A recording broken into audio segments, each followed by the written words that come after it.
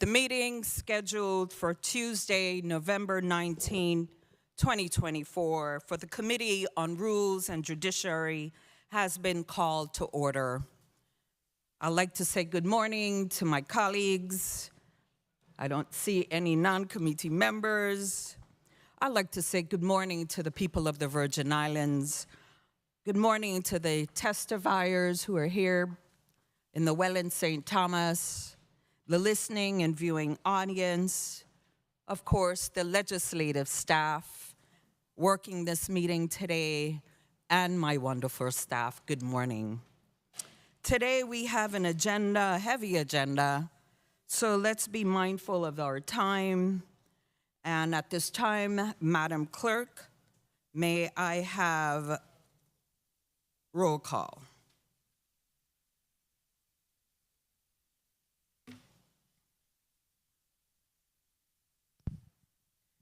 Senator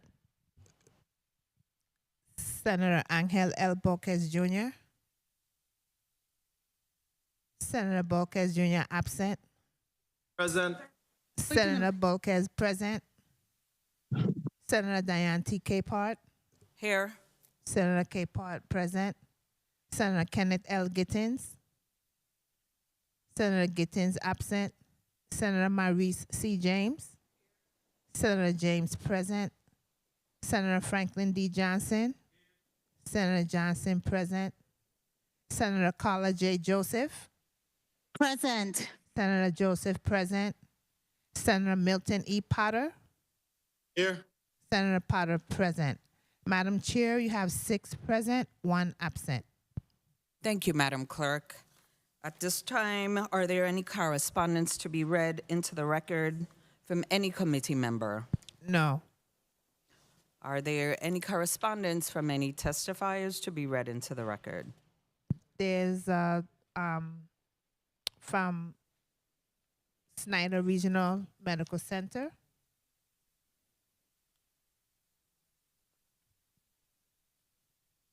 The Honorable Diane Capehart, Chair. Madam Clerk, is that for one of the bills that we're removing off the agenda?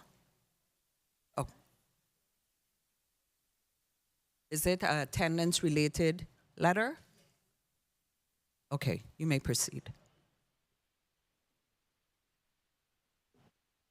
The Honorable Diane Capehart, Chair, Committee on Rules and Judiciary. Snyder Regional Medical Center is in receipt of your invitation to testify on Bill number 35-0224, an amendment to Title 19, Part 5, Chapter 45, Subchapter 6, to increase access to behavioral health services with a focus on a psychiatric emergency response team, to provide mobile crisis intervention services and the 988 telecommunications. Thank you for your inclusive of Snyder Regional Medical Center in its invaluable discussion.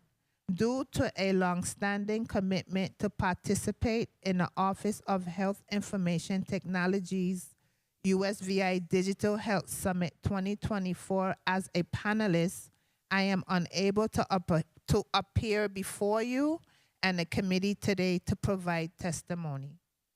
Enclosed, you will find my testimony, which I am asking to be formally read onto record. Sincerely, Tina M. Commission, Esquire, Chief Executive Officer, Snyder Regional Medical Center. Madam Chair, that's the end of the correspondence. Thank you, Madam Clerk.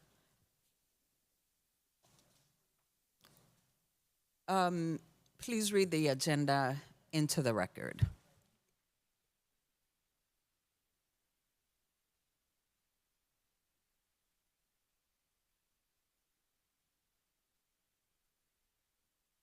The Committee on Rules and Judiciary has scheduled a meeting for Tuesday, November 19th, 2024 at 9:30 a.m. in the Frits E. Lawaetz Legislative Conference Room, St. Croix, Virgin Islands, to consider the following nominations and bills.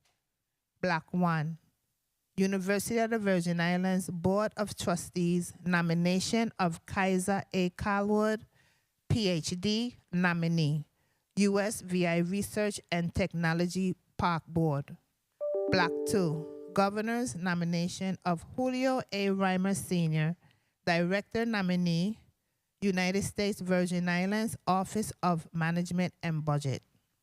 Block 3, Bill number 350-0224, an act amending Title 19, Part 5, Chapter 45, Subchapter 6, to increase access to behavioral health services with a focus on a psychiatric emergency response team to provide mobile crisis intervention services and the 988 telecommunication system, sponsored by Senator Diane T. Capehart and Ray Fonseca.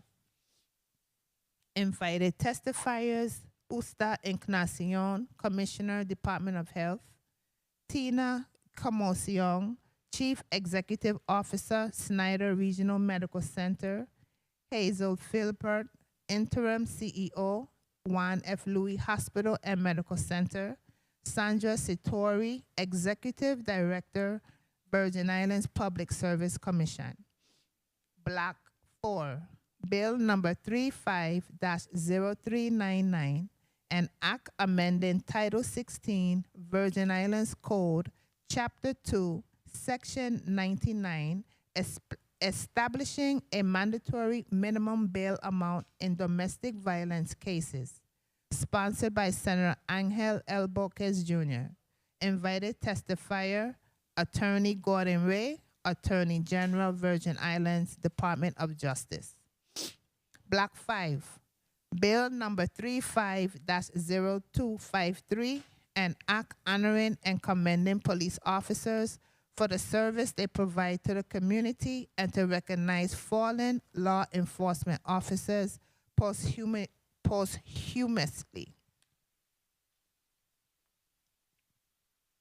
Sponsored by Senator Diane T. Capehart. Bill number 35-0271, an act amending Title 20, Virgin Islands Code, Chapter 43, Subchapter 1, by adding a Section 494B, establishing school speed zones, signage, and enforcement measures to promote student and pedestrian safety near schools. Sponsored by Senators Angel L. Boquez Jr. and Milton E. Potter. Bill number 35-0316, an act honoring and commending Ms. Jewel Turnbull Reimer Malloy for years of dedicated service and numerous contributions to the people of the Virgin Islands. Sponsored by Senators Ray Fonseca, Carla J. Joseph, Milton E. Potter, and Angel L. Boquez Jr. Bill number 35-0382, an act approving a lease agreement between the government of the Virgin Islands, acting through the Commissioner of the Department of Property and Procurement, and HKT Energy Consulting Group, LLC, for a reconfigured parcel number 114 Submarine Base Number 4, Southside Quarter, St. Thomas, Virgin Islands, for the purpose of operating an office and warehouse and for no other purposes. Sponsored by Senator Novell E. Francis Jr. by request of the Governor. Bill number 35-0385, an act approving a multi-year lease agreement between the government of the Virgin Islands, acting through its Commissioner of the Department of Property and Procurement, and United States Virgin Islands Soccer Federation Incorporation for parcel N-1-remainder of Track 1, Estate Nazareth, Number 1, Red Hook Quarter, St. Thomas, Virgin Islands, for a soccer field stadium with concessions and soccer-related activities. Sponsored by Senator Novell E. Francis Jr. by request of the Governor. Bill number 35-0386, An act approving a lease agreement between the government of the Virgin Islands and Star Time Firearms LLC, doing business as Precision Shooting Range, for a portion of parcel number 1A, Estate Bovoni, numbers 1 and 2, Frenchman's Bay Quarter, St. Thomas, Virgin Islands, sponsored by Senator Novell E. Francis Jr. by request of the governor. Bill number 35-0387, an act approving a multi-year lease agreement between the United States of America by and through the Department of Transportation Federal Aviation Administration and the government of the Virgin Islands, acting through its Commissioner of the Department of Property and Procurement for plot number 10, Estate White Lady, West End Quarter, St. Croix, Virgin Islands, to be used for the continued operation of a locator, outer market, and Federal Aviation Administration activities in support of the National Airspace System and for other related purposes. Sponsored by Senator Novell E. Francis Jr. by request of the governor. Bill number 35-0403, an act amending Title 20, Virgin Islands Code, Part 2, by repealing and reenacting with amendments Chapter 49 relating to abandoned and derelict motor vehicles, sponsored by Senator Donna A. Fred Gregory. Madam Chair, that's the end of the agenda. Thank you, Madam Clerk. Motion, Senator Johnson. Motion. Can you please recognize Senator Johnson's mic? Motion. Motion. think- Motion. Wilson, good morning. Madam Chair, I move to remove Bill number 350224 off as today's agenda and be placed on a later agenda. I so move. Hearing no objections, so ordered. Bill number 35-0253, no, sorry. 224 will be removed from today's agenda. And do I hear a motion? Motion. Senator Bolkes, you're recognized for your motion.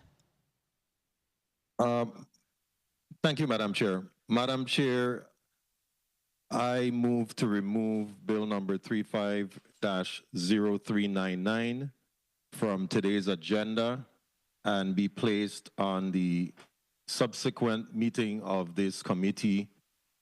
39. I so move. Do I hear a second? Second. Hearing no objections. Properly moved by Senator Bolkes, seconded by Senator Bolkes. Hearing no objections.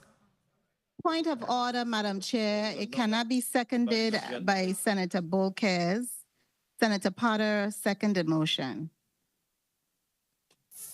Thank you. The motion was properly made by Senator Bolkes and seconded by Senator Potter and Senator Johnson on St. Croix. Hearing no objections, so ordered. Colleagues, Thank you, Madam Chair. I have not recognized you as yet, Senator. Colleagues, please just await that there will be a revised agenda, removing these two bills from the agenda. So, colleagues, we would be having 3 blocks. Block 1, Kyza, Callwood. Block 2, Governor's nomination, Julio A. Reimer. And Block 3 would be all the other bills in committee that has been vetted in its committee of jurisdiction. Now I will entertain you, Senator Joseph. Thank you so kindly, Madam Chair. I just wanted to, because I do have a revised 4 agenda here before me, and I just wanted to be clear on what to follow. Senator Johnson made a motion to remove a bill from the agenda, but it was not on this revised 4. So is there going to be a revised 5? You will be set. Media, is everything okay on St. Thomas with the volume? Because I just stated that, Senator, that there is going to be a revised agenda of 3 blocks, removing 2 bills off of the agenda today. Right. So please I didn't- await the My point of order, Madam Chair, just so we are clear, I did not see that bill on the revised 4 agenda that was moved by Senator Johnson. That's my point. The bill that Senator Bolkes removed from the agenda was Colleagues, clearly let's take a It may have recess. been an This oversight. committee It may have been an stands oversight. in recess.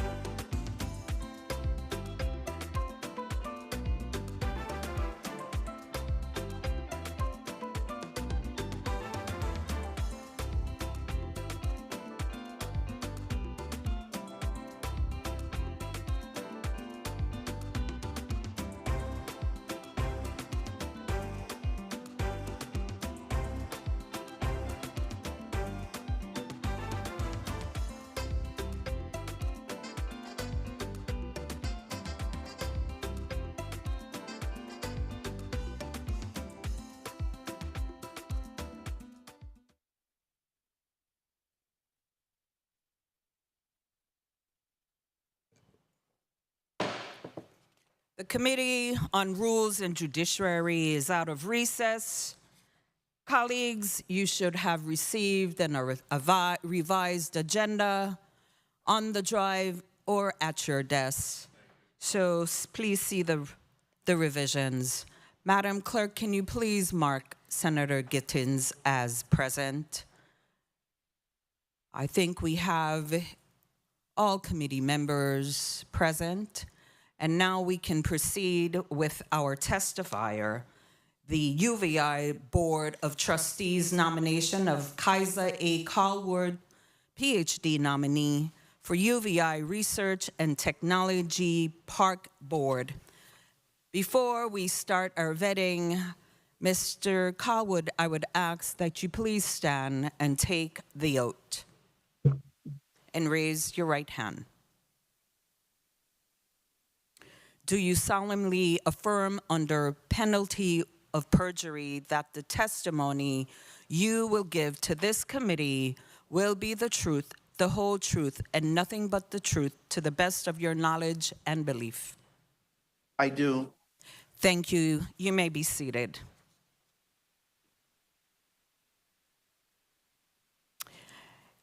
Colleagues, we have our first testifier in Block 1. And at this time, Mr. Callwood, thank you for your willingness to serve. And I would ask that you proceed with reading. Oh, okay. You have individuals there that would be reading testimony on your behalf. So I would let them proceed before yours. Starting from your right.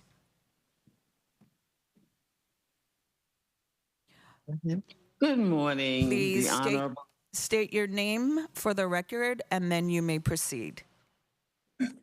Good morning. My name is Winona A. Hendricks. It's a pleasure for me to be here with the Committee on Rules and Judiciary to support the nomination of Dr. Kyza A. Callwood. I am a retired educator, currently serving as a member of the Virgin Islands Board of Education. Again, I'm here to support the nomination of Dr. Kyza A. Callwood for the Research and Technology Park Board. The RT Park focuses on economic development programs, specializing in technology and knowledge-based businesses in the United States Virgin Islands. The park is a partnership between the private sector, the University of the Virgin Islands, and the government of the Virgin Islands, which offers tax incentives and entrepreneurial program guidance. Dr. Callwood is an adjunct professor at the University of the Virgin Islands, a member of the Virgin Islands Board of Education, and he is a millennial birth person that possesses the ability to complete the following: review research projects or studies and write a report, collaborate with other colleagues and provide meaningful feedback, communicate with audiences about projects, applications, or grants, and make presentations to share evidence to enable decision-making. Motivate and inspire out of the box and innovative thinking. Possibly reduce the gap between those who need access to technology, to include households, schools, and students, to participate in and benefit from technological options. Dr. Callwood has the unique opportunity as a Virgin Islander to serve on the RT Park Board, which gives him a chance to envision, along with other board members, technological systems and businesses for the Virgin Islands connected to and applied to breakthrough and groundbreaking technology trends, automation, and processing. These ideas should assist the Virgin Islands and our region with preparation for the future now.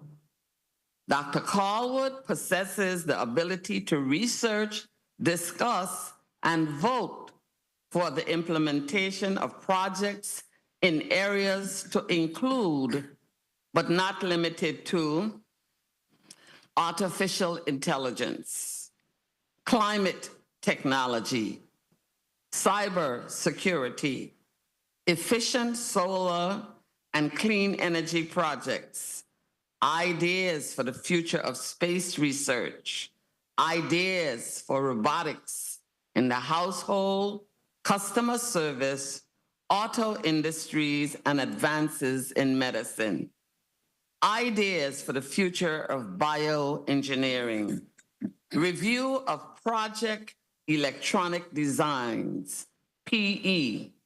PE is technology for efficient conversion and management of electrical power and for controlling the flow of electronic energy.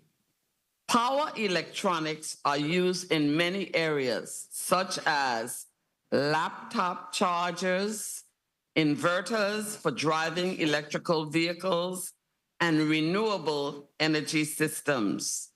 Maybe the RT Park Board can research power electronics and other energy sources to recommend solutions for the exhausting quality of life problems affecting Virgin Islands electrical power, connectivity, and sustainability. Dr. Callwood and his colleagues will also be responsible for timely obligations required by funding sources and for the integrity of the board to the public. As the public, we expect members of the RT Park Board to be advocates for technology which will benefit our community. We expect them to help us to understand the work of the RT Park, their discipline, and the science of how technology will empower, facilitate, and globally equip the Virgin Islands for competition.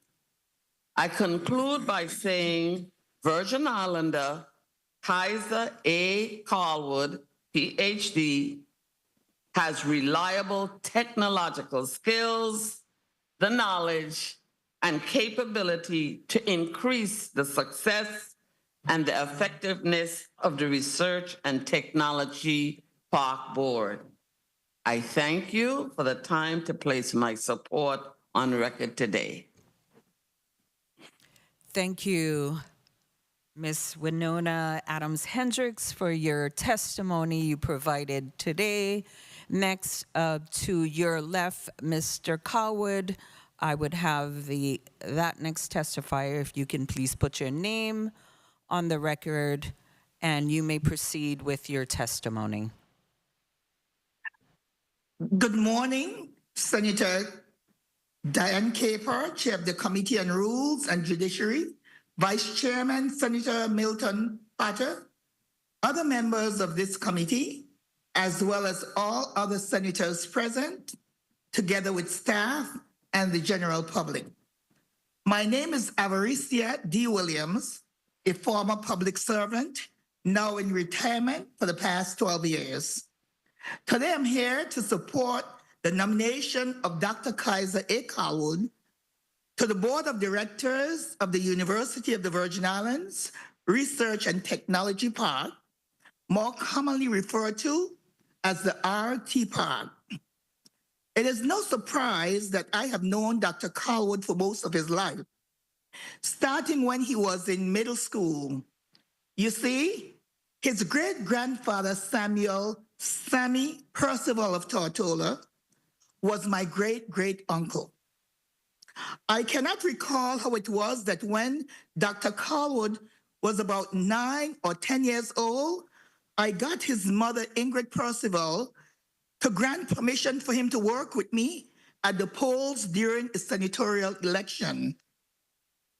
But I do remember him not only assisting me that entire day, but he did so with tremendous confidence and by displaying excellent customer service skills. If he had any uncertainties, he would ask questions or seek my guidance.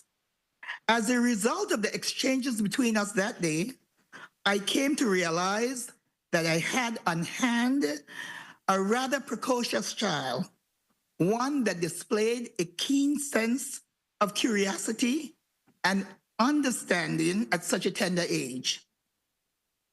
Since that day, some 25 years ago, Dr. Callwood and I have maintained a close relationship that has enabled me to follow both his personal and professional growth. And that is why I'm here today to speak on his behalf. Much of Dr. Callwood's success thus far has come from careful planning and hard work.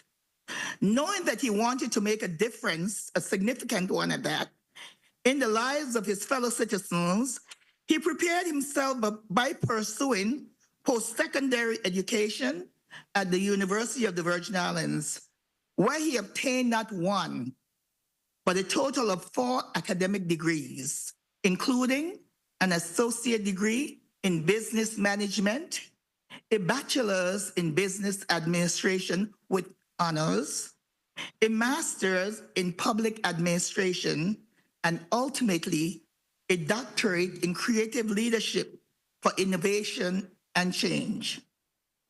What is equally impressive to me is that while pursuing his education, Dr. Callwood was also employed in very responsible positions within the public and private sectors of this community. And he performed well in his assigned roles, often exceeding expectations. I should know because there were many instances in which I called upon him to render assistance to elderly citizens or other members of our community that were in need of timely assistance, and he never disappointed. If his nomination to UVI's RT Park is approved, Dr. Callwood's academic training and professional experience would bode well, not only for the board, but for the territory as a whole. This community would also benefit from the experience that he has gained as a member of other policy-making boards, most notably UVI's Board of Trustees and the VI Board of Education, currently serving the latter as its chairman. In closing, as I appeal to the members of this august committee to approve the nomination of Dr. Kyza A. Callwood to the Board of Directors of the RT Park, I would like to share with you what, in my estimation, is an apt description of Dr. Callwood. These are not my words, but a definition that caught my attention about 2 months ago as I sat in the waiting room of a successful local company. It states that excellence is an inner drive to be the best you can be. This desire to excel is what changes ordinary people into extraordinary individuals.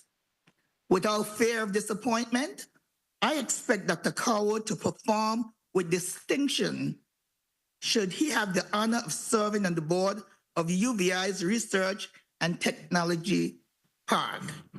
I thank you for permitting me to speak on behalf of Dr. Kyza A. Callwood. Thank you, Ms. Williams. You say that so proudly. I'm happy that you were here to give your testimony. Thank you. Now we may proceed to the next testifier. If you can first place your name on the record, and then you may proceed with the reading of your testimony.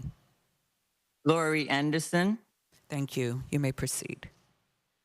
Honorable members of the 35th Legislature of the Virgin Islands Committee on Rules and Judiciary, and all present here in the chambers today, and the listening and viewing audience. Again, I am Lori Anderson, and I am privileged to provide a testimony in support of Dr. Kyza A. Callwood, nominee for the University of the Virgin Islands Research and Technology Park, UVI RT Park.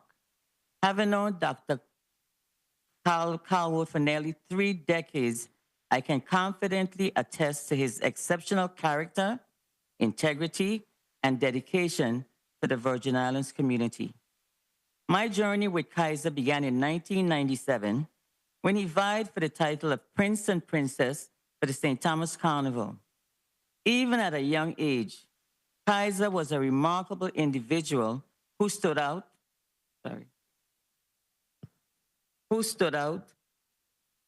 for his dedication and a natural ability to lead. The competition required immense preparation, creativity, and the ability to connect with the community, all of which Kyza embodied effortlessly. I recall how he approached every aspect of the event with unwavering enthusiasm and a sense of responsibility far beyond his years. His maturity, confidence, and abilities during that time laid the foundation for the extraordinary leader he has become today.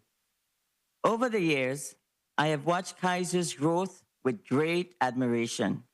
His journey has been characterized by a relentless pursuit of excellence, a commitment to service, and a deep-rooted passion for uplifting others. As he advanced academically and professionally, he never lost sight of his cultural heritage or his desire to contribute meaningfully to the Virgin Islands. His ability to balance the demands of his career while remaining an advocate for the betterment of his community is a testament to his remarkable character. Dr. Callwood is a visionary leader who brings intellect, creativity, and a collaborative spirit to every endeavor. His academic achievements are matched only by his deep sense of empathy and his ability to inspire those around him. Whether mentoring young professionals, engaging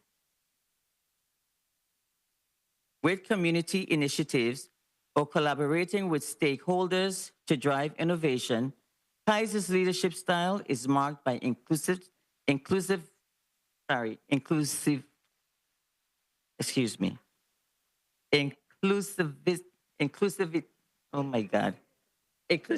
right. It's just a hard word to pronounce when you read it, but you know what I mean. And a genuine desire to see others succeed. His candidacy for the UVI RT Park is particularly exciting as it aligns with his lifelong commitment to fostering growth and opportunity in the Virgin Islands. Kyza possesses a profound understanding of the challenges and opportunities that define our region. His ability to integrate research, technology, and practical solutions uniquely positions him to drive economic development and innovation. His vision for thriving, tech-forward Virgin Islands is not only inspiring, but also deeply rooted in a realistic understanding of our community's needs and potential. Throughout the decades that I have known him, Kyza has consistently demonstrated integrity, resilience, and an unwavering dedication to the people of the Virgin Islands, and I keep saying it. Whether working on a local initiative or contributing to a broader platform, he has always prioritized the values of respect, hard work, and diversity. His humility and ability to bring people together have earned him the respect and admiration of colleagues, friends, family, and community members alike. It is rare to find someone as multifaceted and committed as Dr. Kyza A. Callwood. His journey from the Prince and Princess stage in 1997 to his current nomination for the UVI RT Park is a testament to his perseverance and passion for making a difference. I have no doubt that his leadership will be transformative for the UVI RT Park and the broader Virgin Islands community. I wholeheartedly and without reservation support Dr. Callwood's nomination. Please do not hesitate to contact me should you require further details or personal insights regarding his qualifications and character. I am again Laurie Anderson. Thank you. Thank you, Ms. Anderson, for your testimony. At this time, we would hear the testimony from the UVI Board of Trustees nomination of Kyza A. Callwood, PhD. You may proceed with your testimony. A blessed good morning to Honorable Diane T. Capehart, Chairwoman of the Committee on Rules and Judiciary of the 35th Legislature of the Virgin Islands. Esteemed Vice Chair Senator Milton E. Potter, Senator Carla J. Joseph, Senator Kenneth L. Gittins, Senator at Large Angel L. Boquez Jr., Senator Maurice C. James, and Senator Franklin D. Johnson, along with the dedicated legislative staff, my incredible family, friends, mentors, and colleagues in the audience, both in the St. Thomas and St. Croix legislative chambers, and all of those joining this session via Facebook, YouTube, or television. I am Dr. Kyza A. Callwood, a believer in possibilities, a doer of impactful work, and an accomplisher of meaningful goals. Today, I am deeply honored to present my qualifications and share my vision as a nominee for the University of the Virgin Islands Research and Technology Park, RT, Board. Born and raised in the U.S. Virgin Islands, I have dedicated my life and career to creating pathways for progress within our community.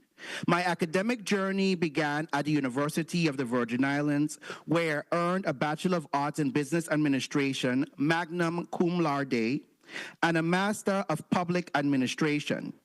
This foundation further strengthened when I earned my doctorate in creative leadership for innovation and change, focusing on the intersection of leadership, community development, and innovative strategies.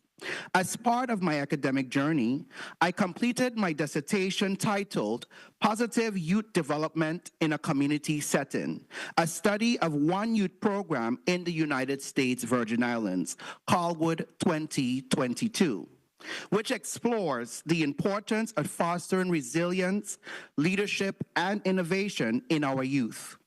The research highlighted how community-based programs can drive positive change and build the foundation for long-term personal and professional growth.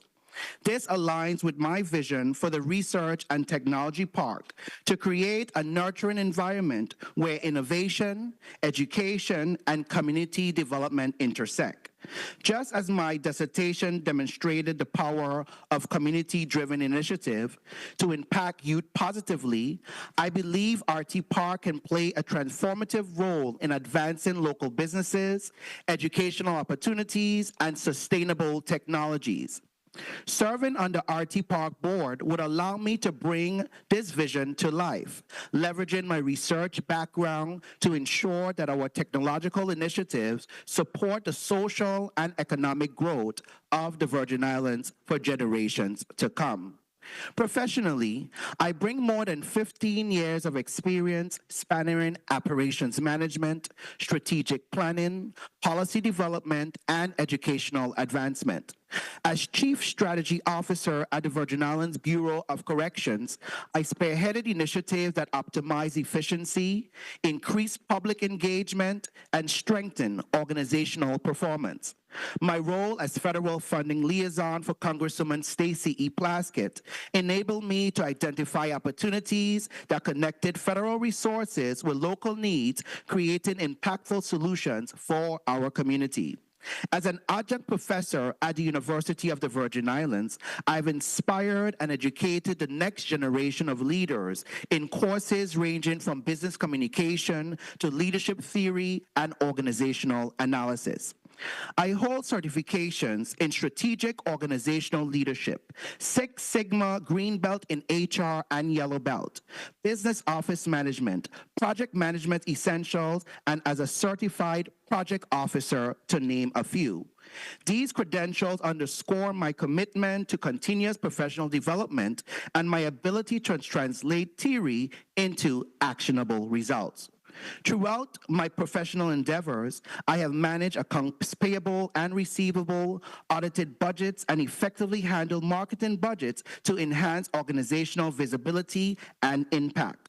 These experiences have equipped me with the strategic, analytical, and leadership skills necessary to contribute meaningfully to the RT Park Board. After reviewing RT Park's mission and existing initiative, I propose a vision that aligns innovation with community development and economic sustainability. My 3 focus areas are designed to expand RT Park's influence while fostering growth and resilience for the Virgin Islands. Green technology and sustainable energy partnerships. Imagine a Virgin Islands globally recognized for renewable energy leadership. Through partnerships with eco-innovation firms and research institutions, RT Park can catalyze green technology advancement, create local jobs, and position our territory as a pioneer in environmental stewardship. Advanced fellowship and collaborative research programs. Education is a cornerstone of sustainable development. By establishing a fellowship program, RT Park can connect UVI students with practical research opportunities in technology and environmental innovation, cultivating a skilled workforce ready to meet the demands of tomorrow. Targeted support for local entrepreneurs. Entrepreneurs are essential drivers of economic growth. A tailored incubator program will provide mentorship, networking opportunities, and resources to empower early-stage Virgin Islands businesses in tech and green industries, aligning regional economic goals with RT Park's mission. These initiatives will utilize research-driven innovation, a systemic process that identifies challenges, evaluates opportunities, and implements evidence-based solutions. By assembling diverse teams, leveraging data analytics, and fostering collaboration, RT Park can ensure its efforts are both impactful and sustainable. Although I have developed these ideas, it is essential to acknowledge that their implementation will require the agreement and support of my fellow board members, as our success hinges on aligning with the direction collectively set. Therefore, fostering a great working relationship with my colleagues is vital to achieving our shared goals. My vision for RT Park is rooted in the values of education, community, and perseverance instilled in me while growing up in the Virgin Islands. I have witnessed firsthand the immense potential of our people and the transformative opportunities that arise when innovation is at the forefront. While I remain actively engaged in serving my community in various capacities, I'm equally committed to embracing new avenues of service that drive meaningful progress. I approach every role with unwavering dedication, attending every meeting. I know my friends always say I like a meeting. Thoroughly reviewing materials. I read everything. Actively engaging in discussions. I can talk in a meeting. Conducting research. I love that. And fostering consensus to advance decisions and inspire action. This disciplined approach ensures that progress is not only envisioned, but effectively realized.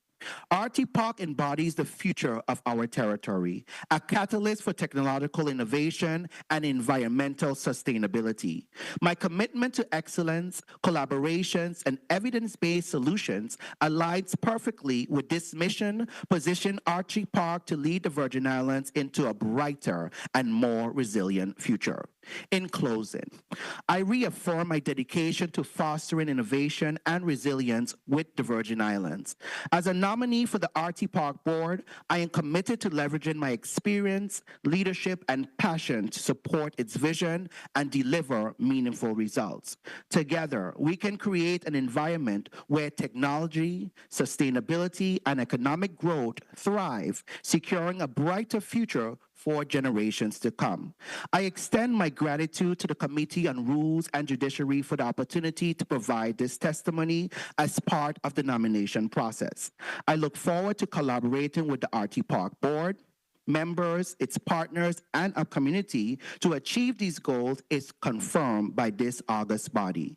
Additionally, I am ready and available to answer any questions you may have. Respectfully submitted, Dr. Kyza A. Callwood, nominee.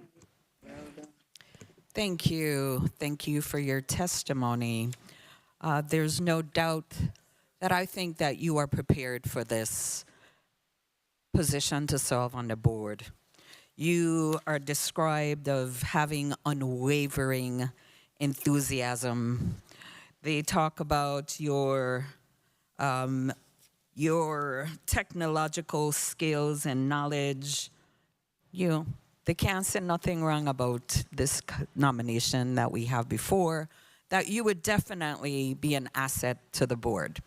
So I say thank you for your willingness to serve on this board. I want to ask, what other boards or commissions do you serve on? Thank you for the opportunity, Senator Capehart. I serve on the Virgin Islands Board of Education, the UVI Board of Trustees, WTJX. I also serve the St. Thomas Federal Credit Union, and We from Upstreet, Inc.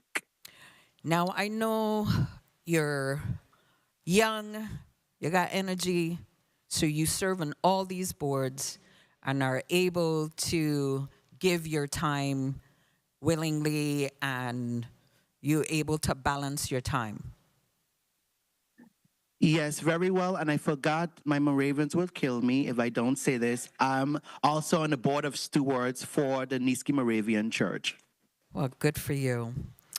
Well, thank you. I'm always happy when we get a nomination from the governor that actually fits and would be an asset to a board or commission. So thank you again for your willingness to serve.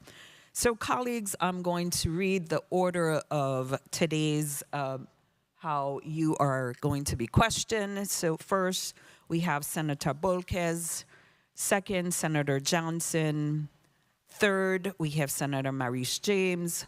Fourth, Senator Carla Joseph. Fifth, the Rules and Judiciary Chair, Vice Chair Milton Potter. Fifth, and then sixth, Senator Kenneth Gittins. Colleagues, I would allow 4 minutes for the first round for your line of questioning. I do see our nomination for Block 2. So if there's any additional questions that we need to ask for round 2, I would be gracious and give you that opportunity to ask any additional questions. So first, I would have Senator Bolkes. You may proceed with 4 minutes. Thank you, Madam Chair. Good morning, Madam Chair. Good morning, colleagues. Good morning to the people of the Virgin Islands. Good morning to everyone here in the chambers with us today. Good morning to the testifiers, and of course, good morning to our nominee, Dr. Kyza Callwood. Good morning. I must say that Dr. Kyza Callwood is a man of distinction, as mentioned in a testimony before, and I definitely agree with that. I had the honor to serve with Dr. Callwood on the Board of Education, along with Winona Hendricks as well, and other members of the Board of Education, and I must say I served under his leadership. And he has been a great leader in that aspect with the Board of Education, and I've already heard excellent and great things about Dr. Callwood any and everywhere that I go. So for me, this is a very easy decision to make today. Not only does he has the prerequisites of education and credentials, but also he understands board dynamics, which is a very important aspect of being on a board. Board dynamics is how a board operates and understanding the things that need to be or that are required for board members to do. So he definitely has a lot of experience in that area. So we don't have to worry about that. And he offers solutions in his testimony, which is great. I love it, because we don't have to necessarily drill it out of the testifier. But Dr. Callwood, I will say you do find the time to get it done.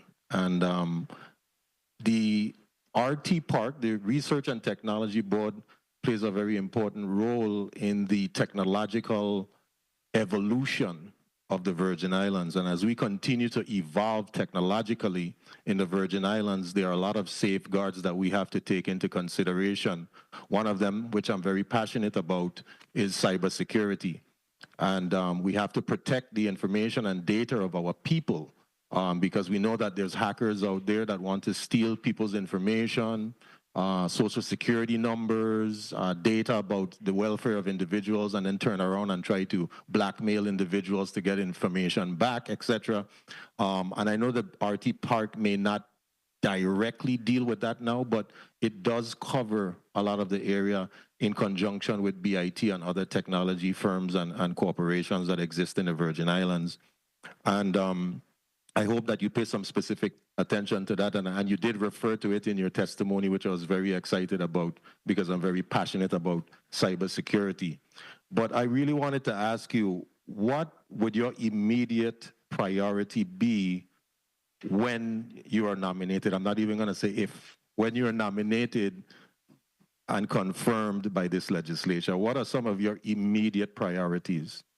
Well, my immediate priorities will be first to engage with the board members to really find out what is the agenda at the forefront, engage with the management and staff of the RT Park, because of course there is a direction. I'll be coming into the fold, and I know one of the things that's very important, since the executive director, Sonia, is now new to that position, it's a transformative process. So I think I'm coming in at the right time with a new president of the university, Dr. George, and myself, along with others. We can be able to set the course of excellence where we want to go for the diversification of our territory. Excellent. And a great thing about that is that you already have a lot of relationships with them because of your prior engagements and board affiliation with the University of the Virgin Islands. So that's a great thing. You have already built those relationships and going to strengthen them over time. Also, what kind of initiatives or programs do you believe should be prioritized by the RT Park?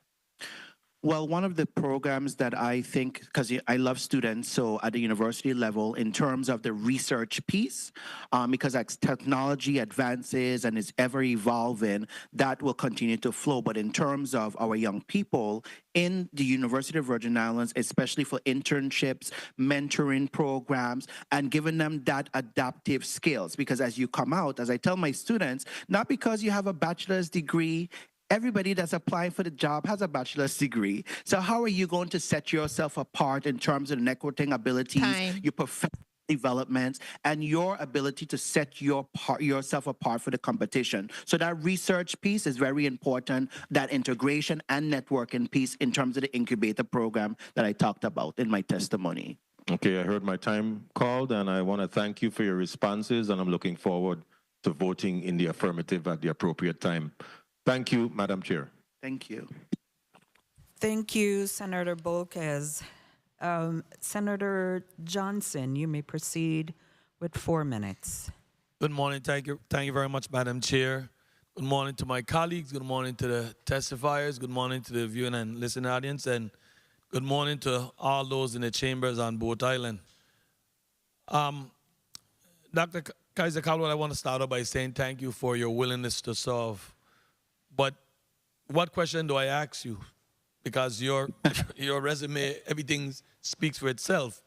But what I really appreciate more than anything about you is your work ethic. You got to work and you work hard. I do. Thank you. And that is important. That is something that's lacking here in our territory greatly. And you're just speaking about your students.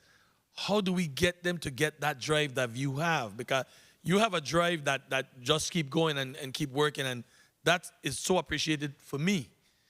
We have been on different side of the aisle, but it's always respect and about getting the job done. And I appreciate that. So how do we get our young people, as when you speak about these students, to get that drive? As you said, having a bachelor's degree is one thing. Now, how do you make yourself on top of the list? And it starts with a lot with work ethic, being able to do what your assignments and complete your missions. How do you get that across? Well, growing up as a young child, I was always told to play the game. And I never understood what it means by playing the game. But in terms of my advancement through my educational career opportunities, I know how to ensure that I get the job done. And how you get the job done in terms of the rigor, you have to be able to set yourself up for excellence. You have to know what you're about and what you bring to the table. People are not going to value you if you don't value yourself. So I have worked in terms of providing empathy, understanding for person, and my goal is always to touch somebody's life because you never know how they feel. And everybody comes in front of you, say, hi, I'm doing well today. And then when they go home, they really have nobody to be with. So in my courses, as I deal with my young people, when you see my syllabus, you want to drop out of college. Because I want to set them apart, and is not to set them up for failure, but push them to remarkable results all the way to the end.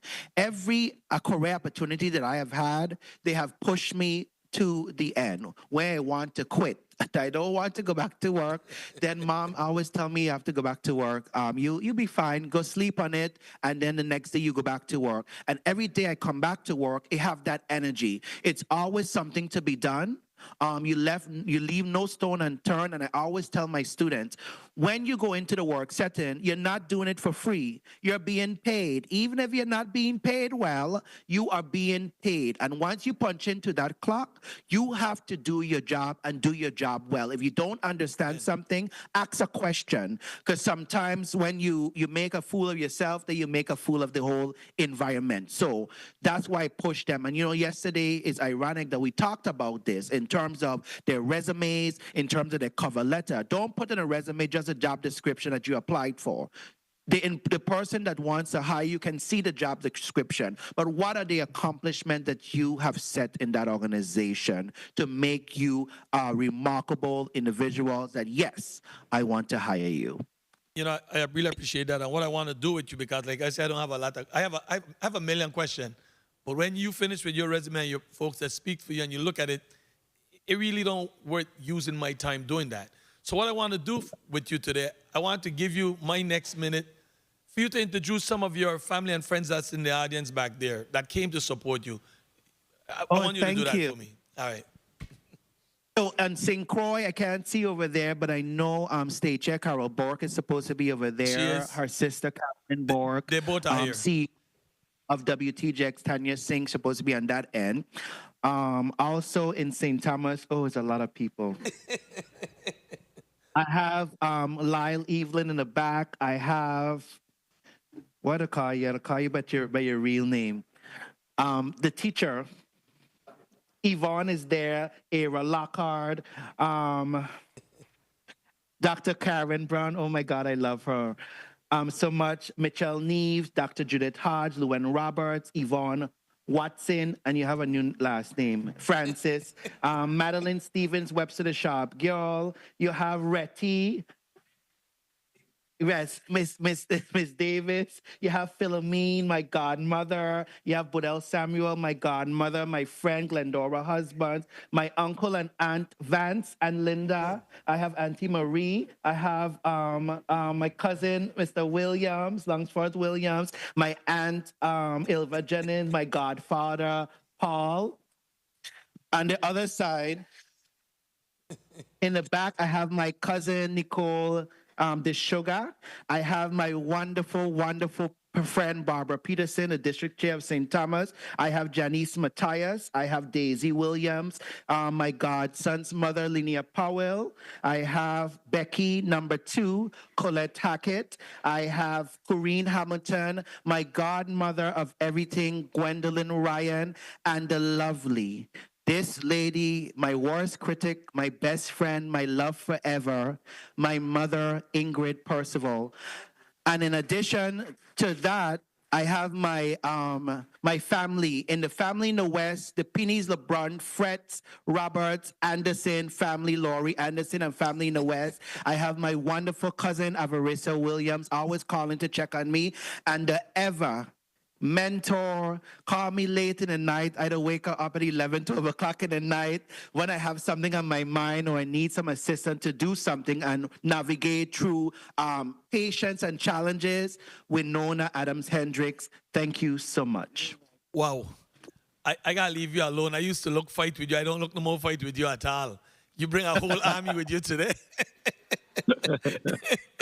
But I really do, I'm sincere about what I'm saying to you about your work ethics. I follow, I listen, I pay attention.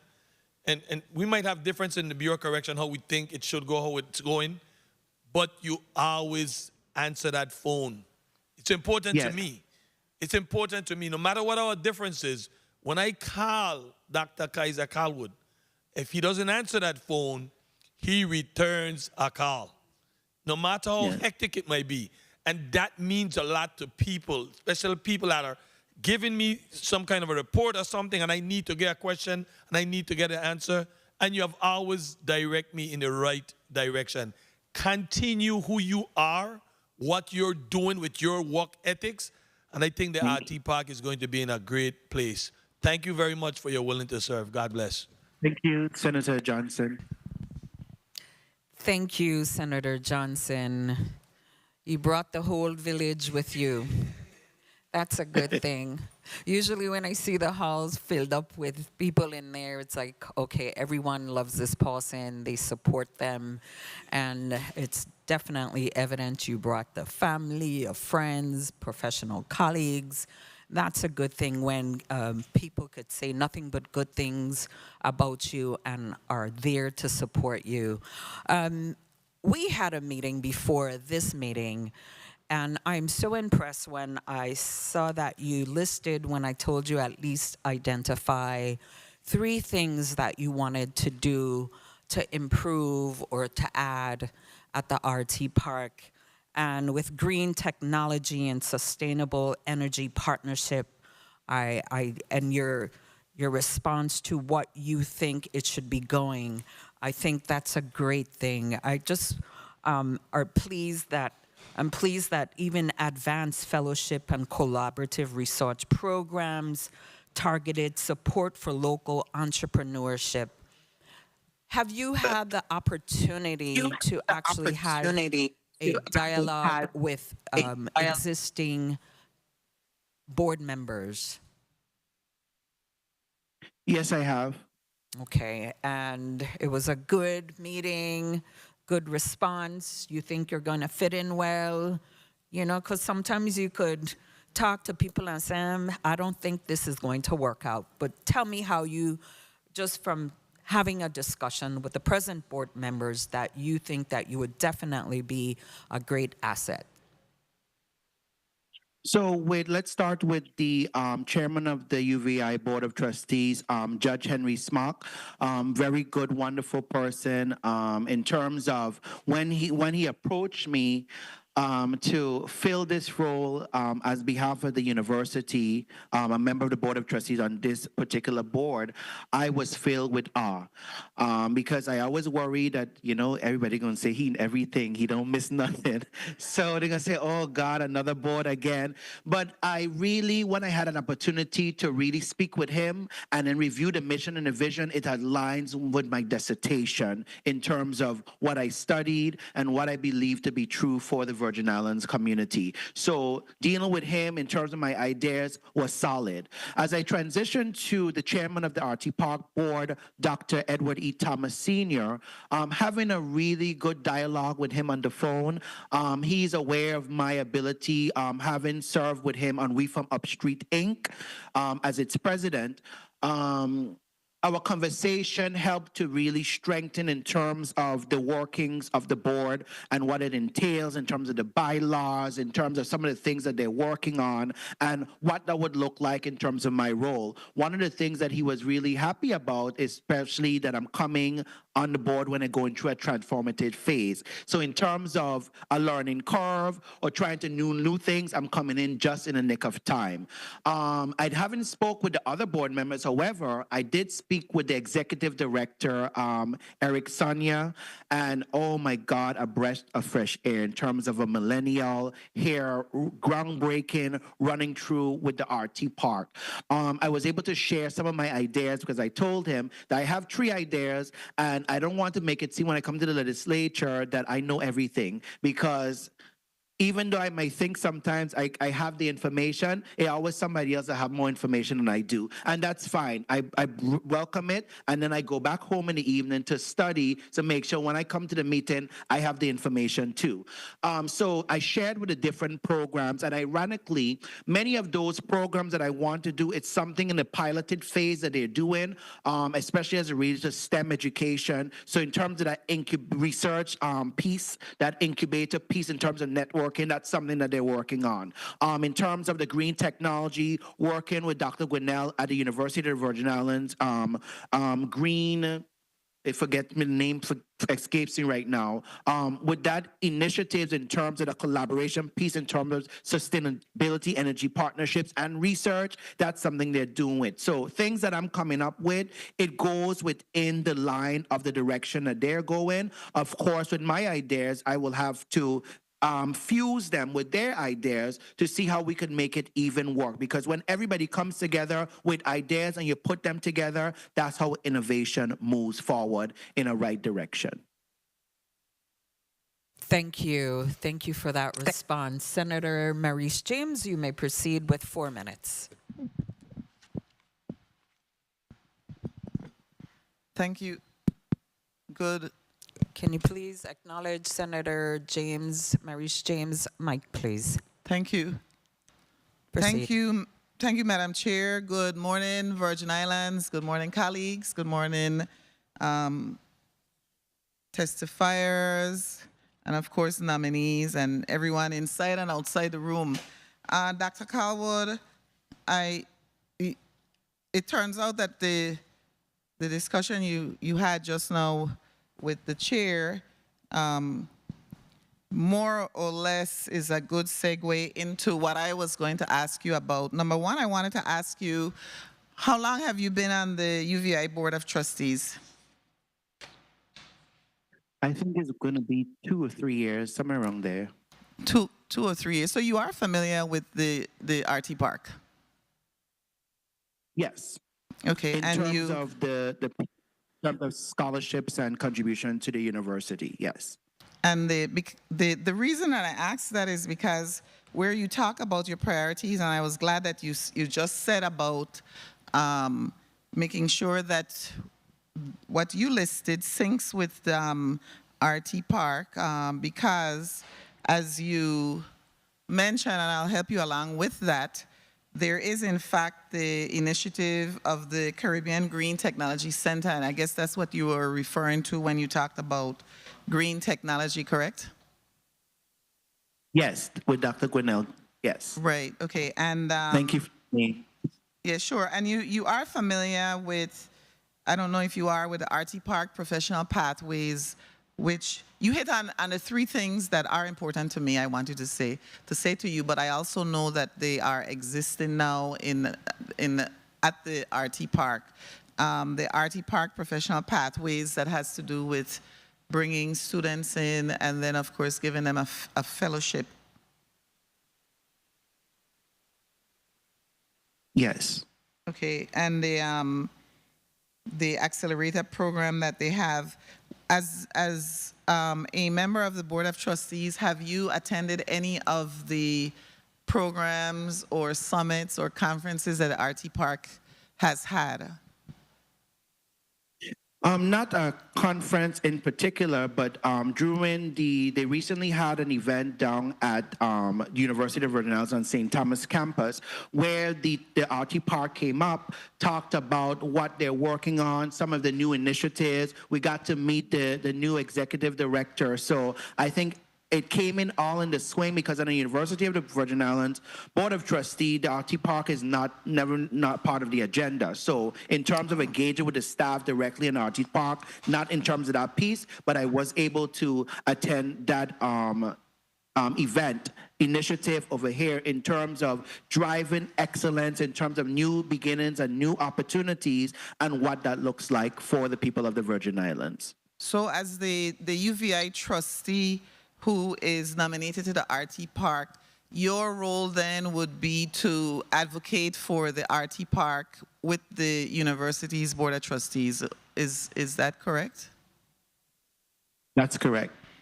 Okay, and are you familiar with the VI STEM enrichment program that they are implementing? Because I know you touched on STEM. 1 minute. Are you familiar with it? I'm familiar in terms of the processes, but not in terms of the implementation and what that looks like, since I'm not on the RT Park board and I don't have the information readily available based on my research. But I know they have that pilot program piece that they're working on. Okay, I want to say, of course, you mentioned it too. This is perhaps a great time for you in a sense that there is a new University of the Virgin Islands president, and there is a new executive director, Eric Sonier, that you mentioned. So you are, I think, and maybe you want to comment on it, you are in fact being nominated at a pivotal point in the history of both the University of the Virgin Islands and RT Park.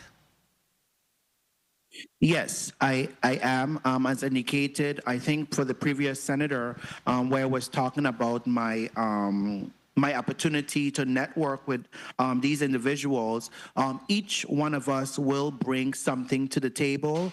Some people have more experience. Some of us are new coming into the swing of things. But whatever that we do together, we have to do collectively and have one voice of where we're going. When you have individuals that doesn't have the same voice and they have all kind of direction, it creates havoc and chaos in the process. However, these are adults in the room, professionals that have been doing this for a long time, and I'm so happy, if confirmed, I would add my voice to being a part of those professionals as well.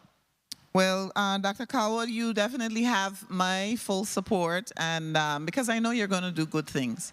So congratulations on being nominated to the RT Park Board of Directors. Thank you, Jane. Thank you, Senator Maurice James. At this time, Senator Joseph St. Thomas, you may proceed with 4 minutes.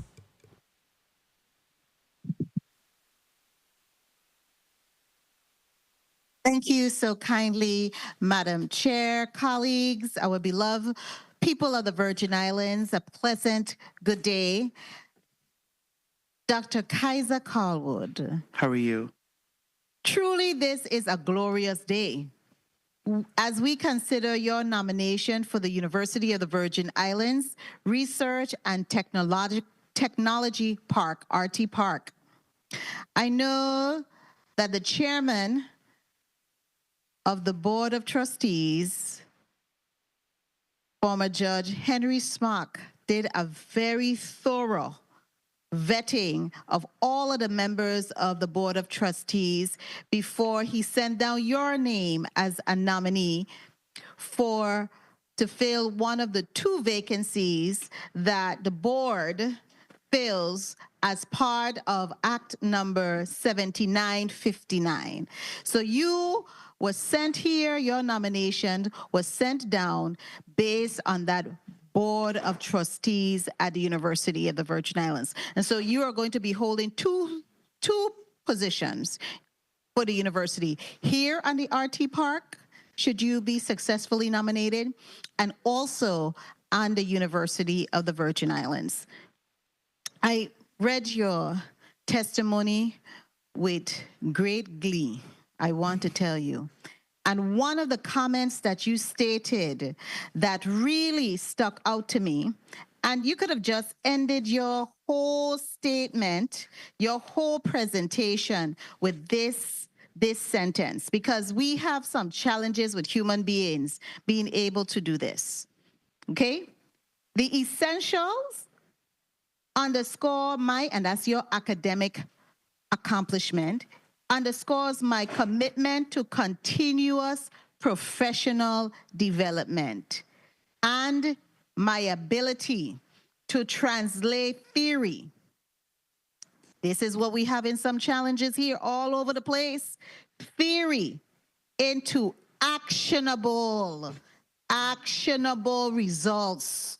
We have a major challenge with persons when they accomplish various academic achievements and degrees and to translate it into action.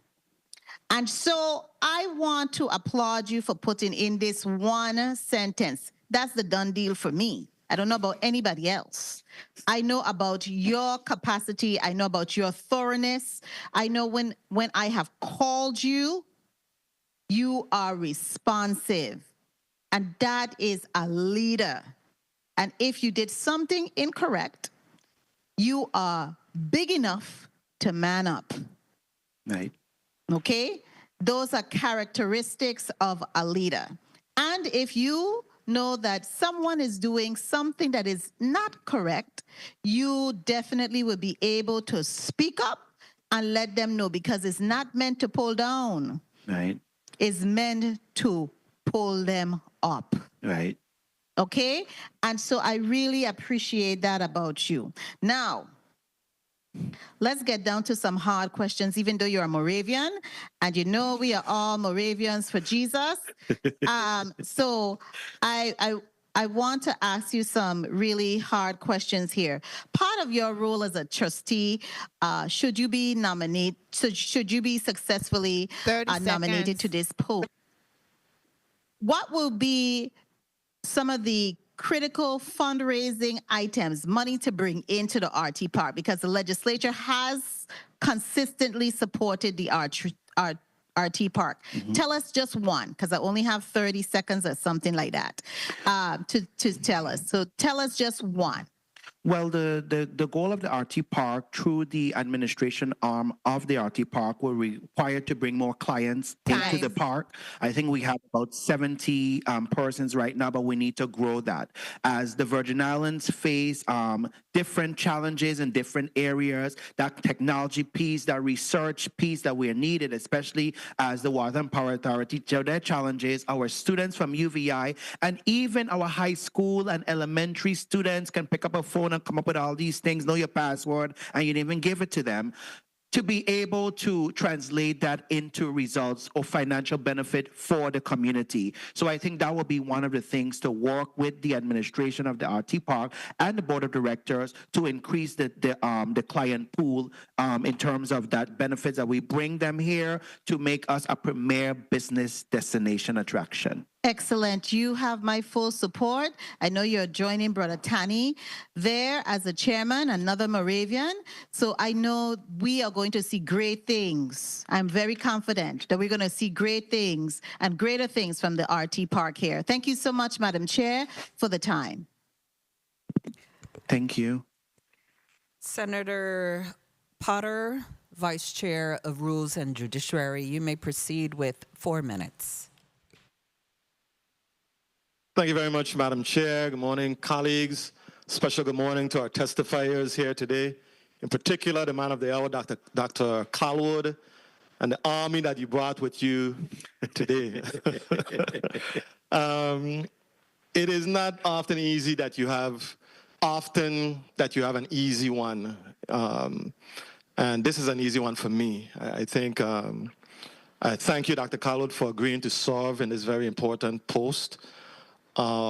You bring a level of academic preparation, a level of experience, and I think what will do it for me is the commitment that you have for the growth and development of this territory.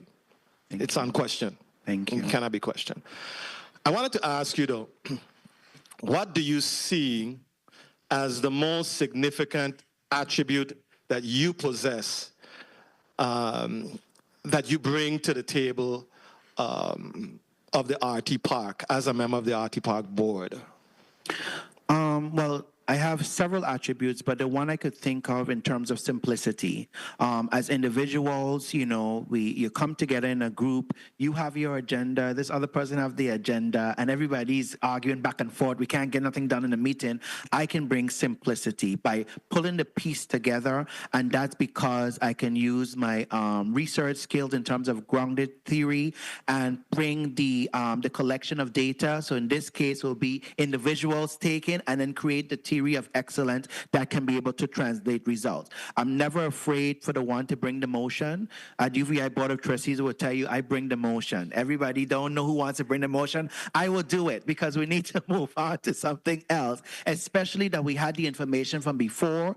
Everyone had the opportunity to share in the discussion, and we know the direction that we want to take. Of course, I'm always cognizant that sometimes we make a decision, and you have to be brave enough to, if that decision doesn't go well, apologize and come up with another solution to correct the decision that you made. But the goal is to make sure we have actionable results, financial benefit, and in terms of gain for our members of the community. People here may not know, but I serve on the St. Thomas Federal Credit Union with you. So I know you don't hesitate to bring the motion. I know that for sure. And in your opinion, what do you see as the biggest, and I don't know if you had an opportunity to do your research in this area, but in your opinion, what do you see as the biggest challenges that research and technology parks today face? So one of the things that I've researched... How would you address them? Right. So one of the things I research and have discussions, many of the research and technology parks in Asia, China, those different places, is trying to really diversify the pool of clients that you have to ensure that they can stay within the RT Park. Because we look forward to those scholarships. It's a very supportive opportunity for the University of the Virgin Islands, providing scholarships and opportunities in terms of internships for our students, and losing that pool of clients can be detrimental to the Virgin Islands community. So we have to work and try to maintain that, to keep them happy, and also increase the capacity of the pool in order to create whatever results and goal that we want to achieve. So that's one of the concerns that I would see. In terms of, I can use my my marketing ability, my ability to bring visibility to really set the RT Park in a direction of organizational effectiveness and sharing with the community, because sometimes when we have organization, we do very well, but if people in the community don't know what they do, they can't really talk about it. But you're giving a webinar, offering incentives, initiatives, maybe programs, a little free conferences that my elderly individuals can go to, then they can say, well, I went to that thing, they give me a bag, and I never know about the RT Park board, and they did this. Yeah, you didn't know that? Well, you have to go up on this website. I know to get on the website, but I have a number that they give me on the card that I could call for information. Things like that, really connecting people that really wants to tell the news, because there's always a good gossip, I call it, where you have they call this one, then I want to say, you know what Winona just tell me, and they call the next one and say, Avarisa, you know what Laurie just tell me about the RT Park board, and by time it spread like wildfire, and everybody knows about this RT Park board and what they're doing, and that translates to our people in the mainland that's from the Virgin Islands, and everybody know everybody. Once you grew up in Tortola, live from Tortola, Caribbean islands, everybody has family. And my mother, I always tell my mother, I never know this person related to this, so I was careful what I say about others, because you never know if we're going to get back. So things like that, really meeting people where they are and taking them where they need to be, and that's one of the opportunities. Start from grassroots and really build on what we have and make it impactful. Excellent. I'm very excited about the possibilities that will emerge with you being on this board. I know you're not going to be there just to put something on your resume. That's just not who you are. Mm-hmm. I look forward to working closely with you and the RT Park in the future. At the appropriate time, my vote will be in the affirmative to support your nomination on this board. Thank you very much. Senator Potter. Thank you, Senator Potter. Senator Gittins, you may proceed with your 4 minutes.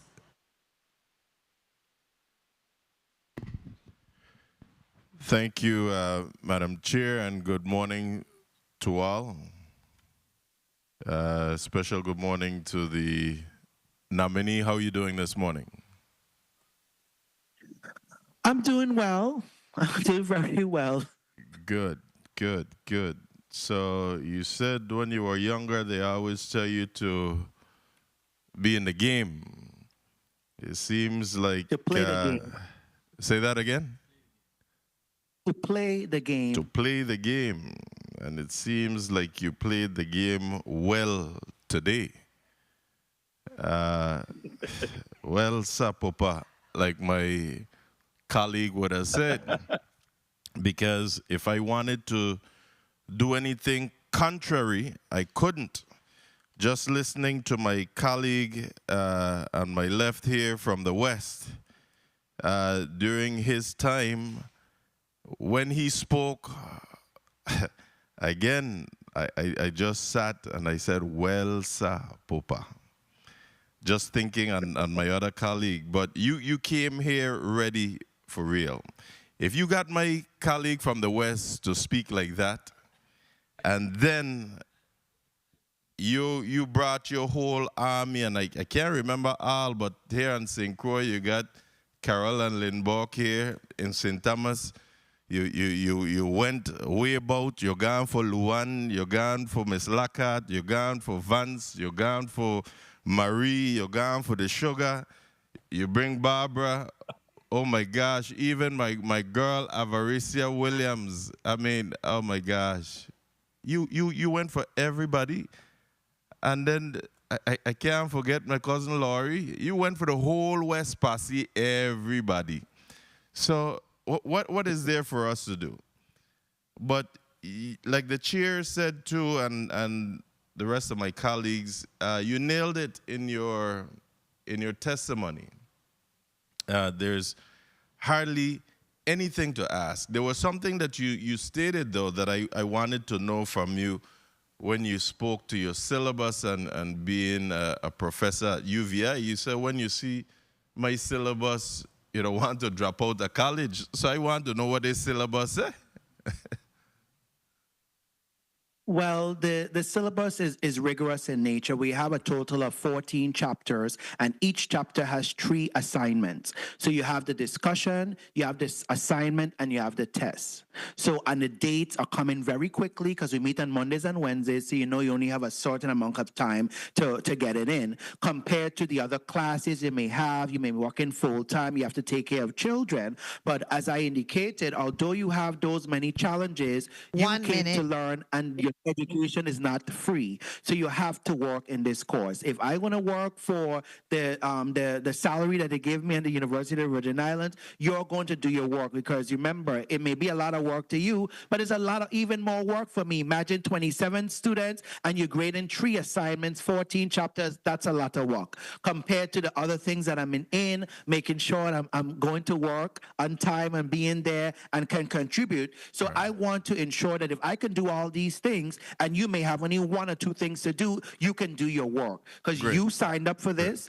My mother would say, who sent you to sign up for this? And you have to do what you have to do. You just have to do what you do. So make whatever shifts, make whatever improvements in your schedule and your life to make sure you submit my work and submit it on time. Great. Understand.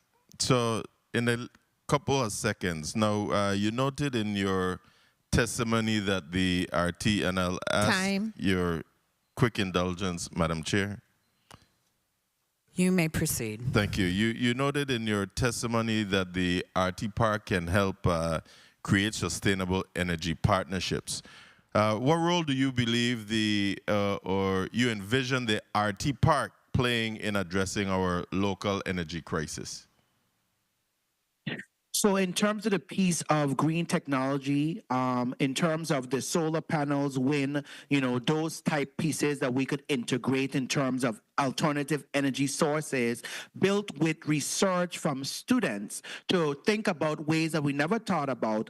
It could be if it agriculture, different things. As we cut grass, we could use that grass to do something in terms of renewable energy. The solar panels, in terms of creating that solar panels to put a part of the batteries, the wind turbine that we haven't thought about. I think the Tutu Park Mall had the wind turbine thing, but I don't know if it's still working. Great. To be able to integrate, to offload the energy capacity that WAPA is facing, being in the generation, the old infrastructure. Right. If we could add these things to the fabric, it could be able to create actionable results for in terms of energy sustainability, green technology. Excellent. As well. Excellent. And you mentioned the students, which I will close off right here. And I wanted to ask you next whether or not you believe that the UVI students are adequately engaged with the RT Park. And if not, how do you intend to engage these students with the RT Park? And I'll end here. So I believe a segment of students are aware of what the RT Park does. I don't think the whole general population of the university students are aware. So we'll have to maybe integrate that piece, since President George sits on that committee, to integrate that piece of form as their orientation and convocation about the different things that you can do while getting your education at University of the Virgin Islands and what the RT Park can offer you. Not only that you could attend UVI, but you can become a client of the RT Park in terms of the incubator and be through that networking opportunities, providing you with the know-how and mentorship. You can be able to have a startup business in technology, and you could be integrated in that piece. So imagine you are having a startup business, you're doing your education, you graduate your degree, and you can hit ground running to help our community. Thank you so much. At the appropriate time, I look forward to supporting this nomination. And also special good morning to your right hand there with you, Ms. Winona Hendricks. Good morning. Thank you, Madam Chair. Thank you, Senator Gittins. Before I recognize Senator Novell Francis, non-committee member, for his 4 minutes, I'll entertain Senator Joseph for a point of information. You may proceed. Thank you so kindly, Madam Chair. I wanted to just state to the nominee that I know for sure his grandmother, Millicent, the late Millicent A. Williams Percival, and also his good sister in Christ, the late Joyce Roberts LeBron, will be shining with a big smile on their face. So I know you are so blessed from these two ladies who stood behind of you. So I wanted to ask another critical question, and I missed asking it. When you look at where you're going now, how do you see you can integrate getting your students and the younger people involved and selected to be businesses that are part of the RT Park? Well, from time I meet a student, well, let's just say every young person that I get involved with always like to give me the information for some reason. I don't know why. And working with them from the opportunity for them just saying hello to me, I know that they are destined for a future. Because there's not many people, young people, if they don't like you, they're going to either stare at you, or when they are in their devices, they ignore you, and you have to throw something after them so they could pay attention what you're trying to say to them. Helping to meeting those students where they are, taking them where they need to be, and showing them that there is a future, than them just hanging on the corner with their friends, doing things that's destructive to their own life and their families. You can be able to turn it around, make money for yourself, make a name for yourself, and still can be able to have fun with your friends, but in a meaningful way. I always say you have to have the need to party with a purpose, and make that purpose where you could contribute to your community, still have a life and in be a remarkable brand, because you always look at yourself as a brand and what you can bring to the table to help others. Ain't all the time that you have to charge people, even though money is a walk in life in order to really move forward. But to just that one instance where you do something for someone, when you move in through your career, you never know if that person happened to be the grandson, the CEO, happened to be the grandson of the person that I helped. Thank you. Senator Francis on the island of St. Thomas, you may proceed. Non-committee member for 4 minutes. Thank you very much, Madam Chair. Good morning to you, my colleagues. Good morning to the nominee and Ms. Williams, Ms. Anderson, my elementary school teacher, Ms. Wyona Hendricks. Thank you for those lashes. Look at me now. And good morning to the village that's here to support Dr. Kyza Callwood. Good morning, Senator. You don't beat your students, right? Huh? You don't beat your students? No, in terms of my words, yes, I do, but not physically, no. No. On the serious side, really, thank you for your willingness to serve. There's no question in my mind of your qualification and your suitability for this position. And thank you for your commitment and always willing to serve. I wanted to pick your brains a little bit about your engagement with the RT Park, the UVI RT Park thus far, and in respect to some legislation that we worked on to make sure that the RT Park continue to be critical in their ability to raise funds in their responsibility. And one of those were the Catalyst Fund. We provided $5 million to the RT Park with an opportunity to extend that an additional $30 million from the CDBG for gap financing, again, to support businesses in our community with some funding. Are you aware of that, or have you been briefed on the Catalyst Fund? So I'm aware in terms of a cursory view. I know about the $5 million and what the legislature have done, the CBGR, but in terms of the inner workings and intricacies, no, since I'm not a part of the board, and I don't think they will share that with me. Okay, so I want you to at least pay a little bit of attention to that because, again, we want to expand entrepreneurship, especially here at the home front locally, and we want to continue to encourage our people to be able to own businesses, not just work in them, but to own them. What about the Tech Village? Have you had an opportunity to be briefed up on the intent, purpose of the Tech Village? Yes, I am aware of the Tech Village and the funding that it would take to ensure that endeavor it comes to fruition. One of the things that they have to look at is terms of the CDBGR funding when that comes out and different funding streams in order to make that a reality, and working with this body as well to find ways in terms of revenue generation and funding that can be actualized to help them. And I always thought about, I really thought about this question because as we look at St. Croix in terms of land and space, we could build a state-of-the-art facility. And I think any member of this institution can do well in terms of finding the funding needs to help the RT Park, in addition to their clients, to have their name bear either on a room or on a building for what they did to make a change in the St. Croix community, which result helps the entire Virgin Islands territory as well. So thank you for that. But we provided 1 minute opportunity through the University of the Virgin Islands, again, for naming sponsorship so that individuals could continue to contribute. But I also want to just pick your brains a little bit in terms of the South Shore Enterprise Zone, because it's so critical that we continue to diversify our economy. And we saw what happened during the closure of Hovensa on St. Croix, as well as recently in the pandemic where we didn't have any cruise ships coming into our port and we kind of went flatline. Right. I think it's so critical for us to continue to diversify our economy, and I truly believe that the RT Park and the EDA and those areas is responsible to assist us in being able to diversify our economy. So we have been working furiously in this body to make sure that we're lending that support to them.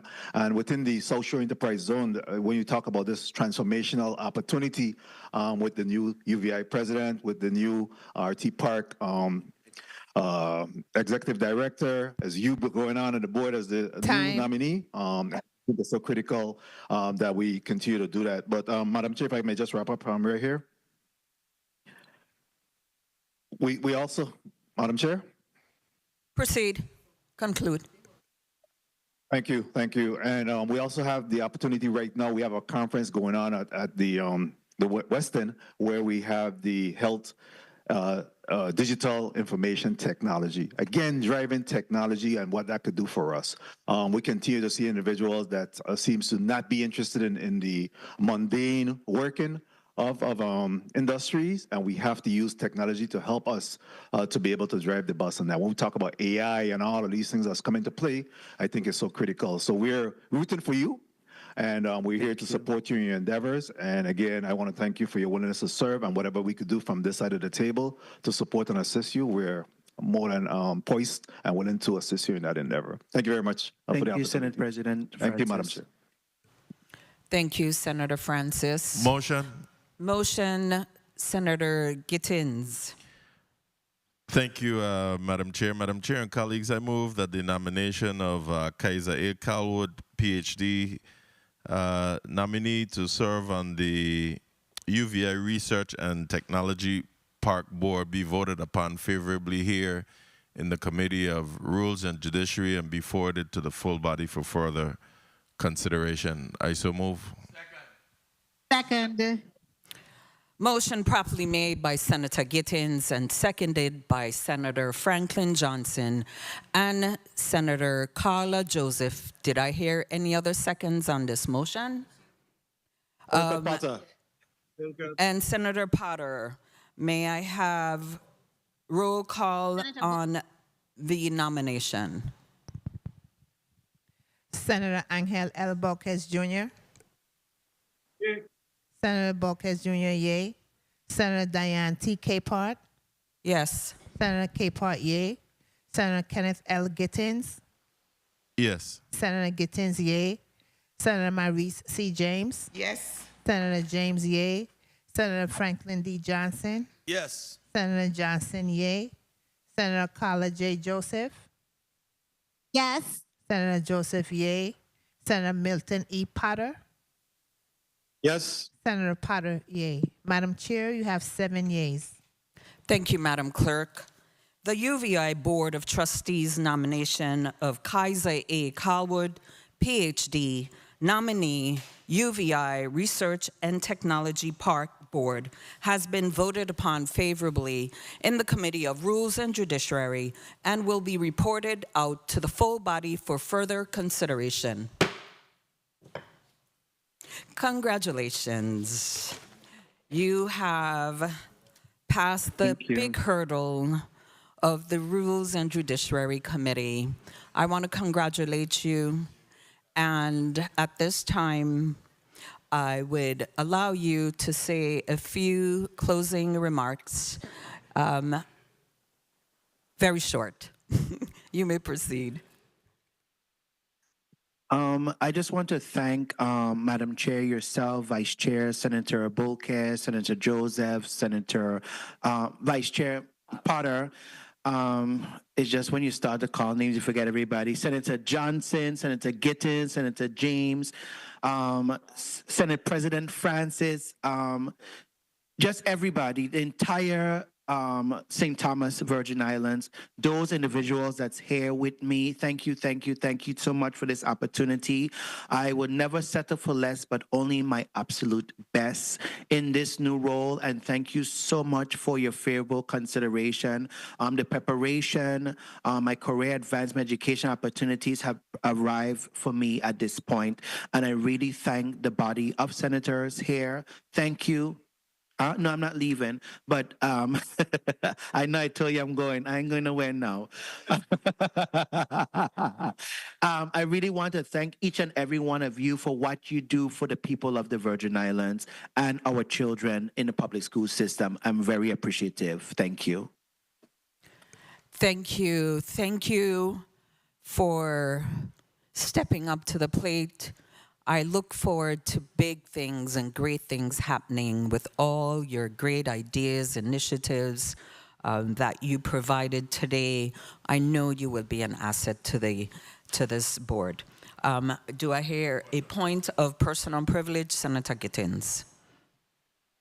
Thank you. I just wanted to say congratulations, and tomorrow is part 2, so you got to bring back the clan again with you tomorrow to get your final blessing on this one, because you only got the committee vote today, but tomorrow will be the actual day where the full action will be taken. So, Laurie, see you tomorrow. Congratulations again. Okay, well, the committee would recess, and in the meantime, you are in St. Thomas, so customary we will take pictures with the nominee, but we are not there, so we would allow you to take pictures in St. Thomas, and then we would start into block 2. The Committee of Rules and Judiciary is presently in recess.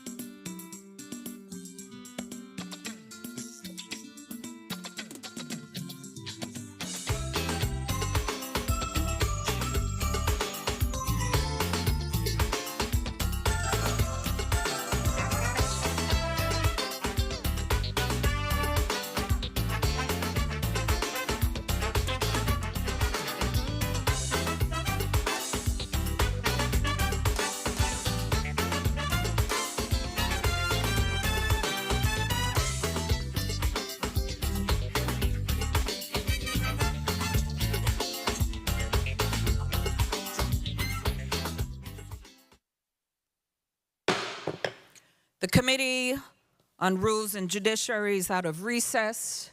Colleagues, we are now ready to go into Block 2. We have the Governor's nomination of Julio A. Reimer, Senior Director Nominee for the U.S. Virgin Islands Office of Management and Budget. Before we proceed with your testimony, if you can please stand and raise your right hand.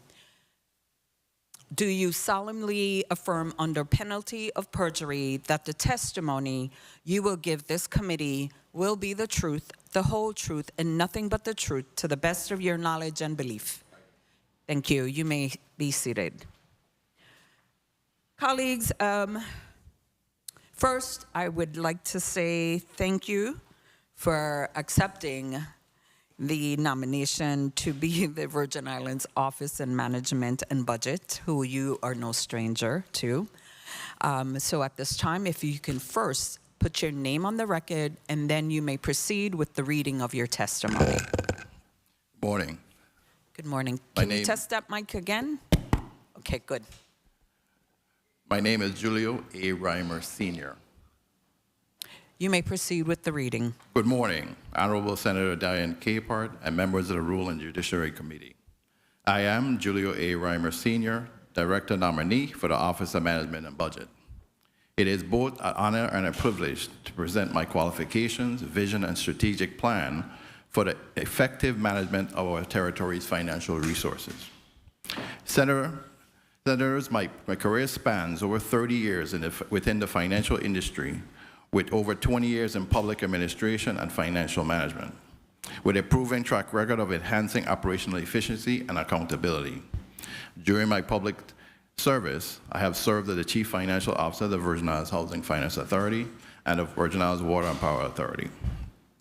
First, in my role as Chief Financial Officer of the Virgin Islands Housing Finance Authority, I successfully led a comprehensive financial restructuring initiative that resulted in a 20% reduction in operational costs while improving service delivery. I also implemented a new financial reporting system that increased transparency and accountability within the VIHFA. Second, as the Chief Financial Officer of the Virgin Islands Water and Power Authority, I enhanced the internal control and compliance measures, which led to significant reduction in audit findings, improved the overall integrity of financial reporting. I also guided the authority's financial team to complete the 2013 financial audits on time for the first time in over 10 years at that point. This allowed the authority to obtain a rating increase by the bond rating agencies. Finally, in my last public service role, I served as the Director of Office and Management Budget, Director of Office and Management and Budget, where I played a pivotal role in developing the territory's annual budget, collaborating with various agencies to align their financial needs with strategic goals of the government. I spearheaded a project that introduced performance-based budgeting, linking funding to performance measurable outcomes. As I seek to lead the Office of Management and Budget for the second time, my vision is to revamp and restructure the Office of Management and Budget to ensure its functions efficiently and effectively actually manage the government's finances. The following are the key initiatives will guide my approach. Streamlining the budget processes. I will work to simplify and standardize the budget process preparation across agencies. This will involve the adoption of analytical solutions to enhance data collection, analysis, and reporting capabilities. In essence, we will be building the budget from the bottom up. Fostering interagency collaboration. By fostering a collaborative environment among department and agencies, we can better align our financial strategies with the territory's long-term goals. We have already established regular weekly interagency meetings to complete a revenue and expenditure forecast. Third, establish performance metrics. I will implement a robust framework for measuring the performance of government programs and services. By linking funding to performance outcomes, we can ensure that taxpayer dollars are spent effectively and yield tangible results for our citizens. For this vision to materialize, the following actions will be taken. A comprehensive spending review. Conduct a thorough review of all government expenditures to identify areas where costs can be reduced or covered by federal grants without compromising essential services. This will involve engaging with agency heads to prioritize spending based on critical needs and determine if expenditures are grant eligible. There is also a need for a comprehensive review of all autonomous and semi-autonomous agencies that receive general fund appropriations annually. There is a need to assist these instrumentalities to a true path of autonomy. This will ultimately reduce the burden on the general fund. Secondly, the federal grants review. Conduct a thorough review of all federal grants to identify areas where grants are not fully utilized and not in compliance. This will involve engaging with agency head to review spending plans and grant status. This will ensure all grants are spent timely and in compliance with grant requirements. There is also a need for asset management and inventory compliance unit within the federal grants unit within OMB. This unit will be responsible for the review and compliance and management of assets bought with federal funds. The review of all federal grants will include the establishment of a plan to remove the third-party fiduciary once and for all out of the government of the Virgin Islands by December 2025. And finally, training and capacity building. This is the most important part in regards going forward in the territory in terms of financial capacity. Implement training programs for the Office of Management and Budget staff to enhance their budgeting and financial management skills. This will empower them to make informed decisions and manage department and agencies' budget more effectively.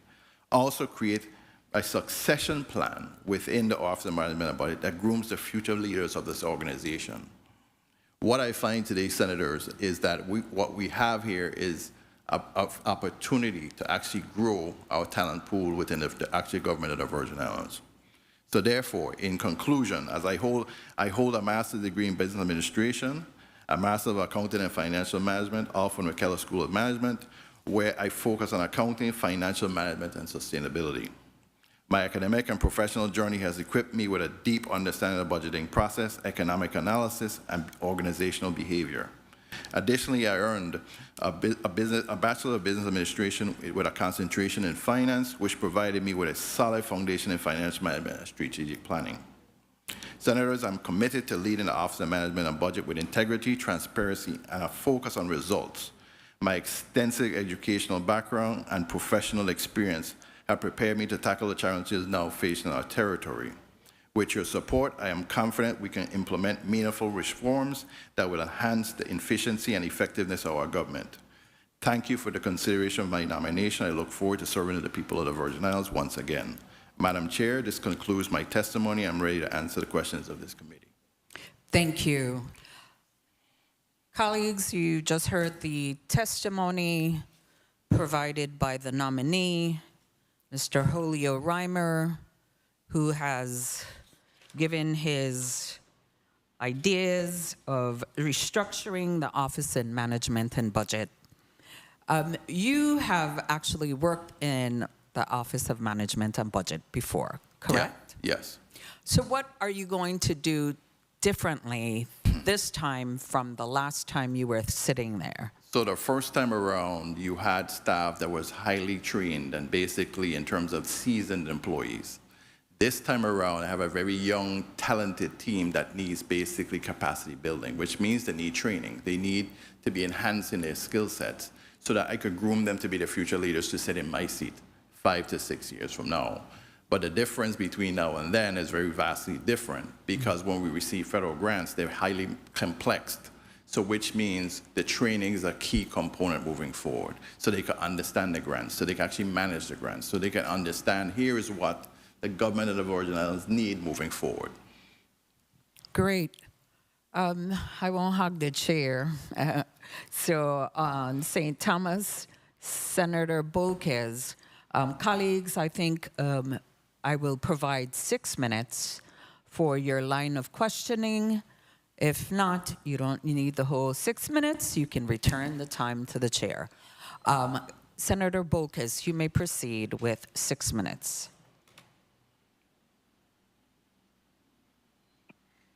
Thank you, Madam Chair. Good afternoon, Madam Chair. Good afternoon, colleagues. Good afternoon to the people of the Virgin Islands, and good afternoon to our nominee, Mr. Julio Reimer. I assumed it was Julio. having a Latin-speaking background, Spanish. I assume that will be a challenge you will have with my parent, which is my mom. She does not like the name Julio at all. Okay. Well, I'm going to try my best to make sure I pronounce it properly. I'll stick with Mr. Reimer for now. Thank you very much. Yes, sir. You definitely have had experience in this area, and I do not doubt that you would bring a lot of experience, knowledge, and wisdom to the Office of Management and Budget. However, I do have some particular questions that I would like you to share your answers and replies with us. What do you perceive actually are the key challenges facing OMB right now as we speak, and how would you address them in your role? What are some of the key challenges that you see with OMB right now as of today? The first challenge is really staffing. Right now, we're severely understaffed. Currently, we're slated for having about 50 to 60 employees, and we currently have 33. So with the shortage of employees, it's actually a struggle to actually get tasks done timely at this point because of the shortage of staff. Secondly, really what it is now we're actually building capacity at this point, which means having the capacity of these individuals to actually, because they're a young, talented team, but here it is, you need more experience and you need more actual grooming and actual training. I think that's lacking right now. Okay, very well. And I guess it's a precursor to my next question. In the first 60 to maybe 90 days, what will be some of your priorities? Well, I'm already there 40 days. I'm going to restructure the organization where we actually put things together. For me, we actually now put budget, operations, and performance together as one unit, which means basically the budget group actually who creates the budget now actually goes and actually looks at the budget performance of every entity within the government. And we have monthly reports that we send to commissioners that says, hey, based on your budget, here's your performance. There's two groups that actually collaborate with each other.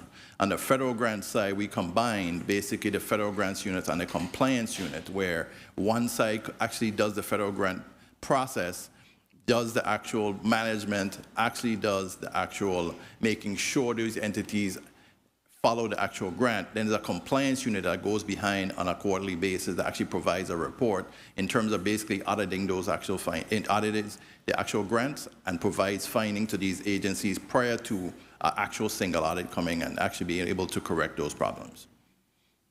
Okay, very well, thank you. What is your ideology concerning grant support for departments and agencies from ONB? So ultimately, OMB must assist agencies in managing their grants, which means you have to make sure they're doing their reporting, they're doing their management, and they're in compliance. The challenge we continue to have every single year when a single audit comes is financial reporting, compliance, and internal control issues, each and every time. And this is something we need to correct and work with agencies to address. Exactly, and we're going to stay there for a little while. And I have found that a lot of departments have had extreme challenges with grant management, and grant management is particularly free money for our territory, and we should be able to utilize these funds as strategically and as timely as possible. I really would like to see the Office of Management and Budget support the departments a bit more. I know that some of the departments and agencies may not have grant managers in specific key areas for grants that they have received or going to receive, but what kind of role can OMB play in trying to either temporarily assist them with some of these grants that they may be in control of? That's where the grant analysts and basically the compliance analysts come into play. What they basically do is look at the grant and help the actual grant be actually managed and spent according to the actual grant regulations. The compliance unit now actually goes behind on a quarterly basis moving forward Once they actually provide the report, it would tell the actual agencies, here it is, are you spending according to your spending plan? Are you actually managing the grant properly? Are you in compliance or are you not in 1 compliance? minute. If you're not in compliance, we have to find ways to actually correct those items prior to actually getting to the single audit process. Duly noted, but still, you know, I'm aware of grants being, money's being taken back. Even this fiscal year by certain departments, and that's still an issue for me as a legislator, and of course, you being the head of ONB and our whole entire territory for that fact, because only the people suffer. We need to try to find a way to be able to have more control or supporting the departments and more purview over those specific grants. And I'm particularly interested in knowing what some of the things that you would like to propose to assist those departments that are consistently returning monies from grants. There must be a concerted effort between OMB and any agency that has struggles in terms of spending their grant on a timely basis. And if there's reports that's happening on a constant basis where the compliance unit is actually outlining that they're not spending according to the grant or they're not even spending the grant, that's where the compliance unit comes into play that actually writes the letter. And then actually I get involved and get with the commissioners to say, hey, tell me what the struggles are. Tell me what your challenges are so that we can rectify them, that these monies can actually be spent on time. Okay, thank you. And Madam Chair, may I ask one quick last wrap-up question, please? Yes, you may wrap up. Thank you so much, Madam Chair. Mr. Reimer, I heard in your testimony that in your past roles, you've dealt with budget shortfalls and financial constraints. We're in a particularly quasi-different situation now with the federal influx of monies that are here in the territory.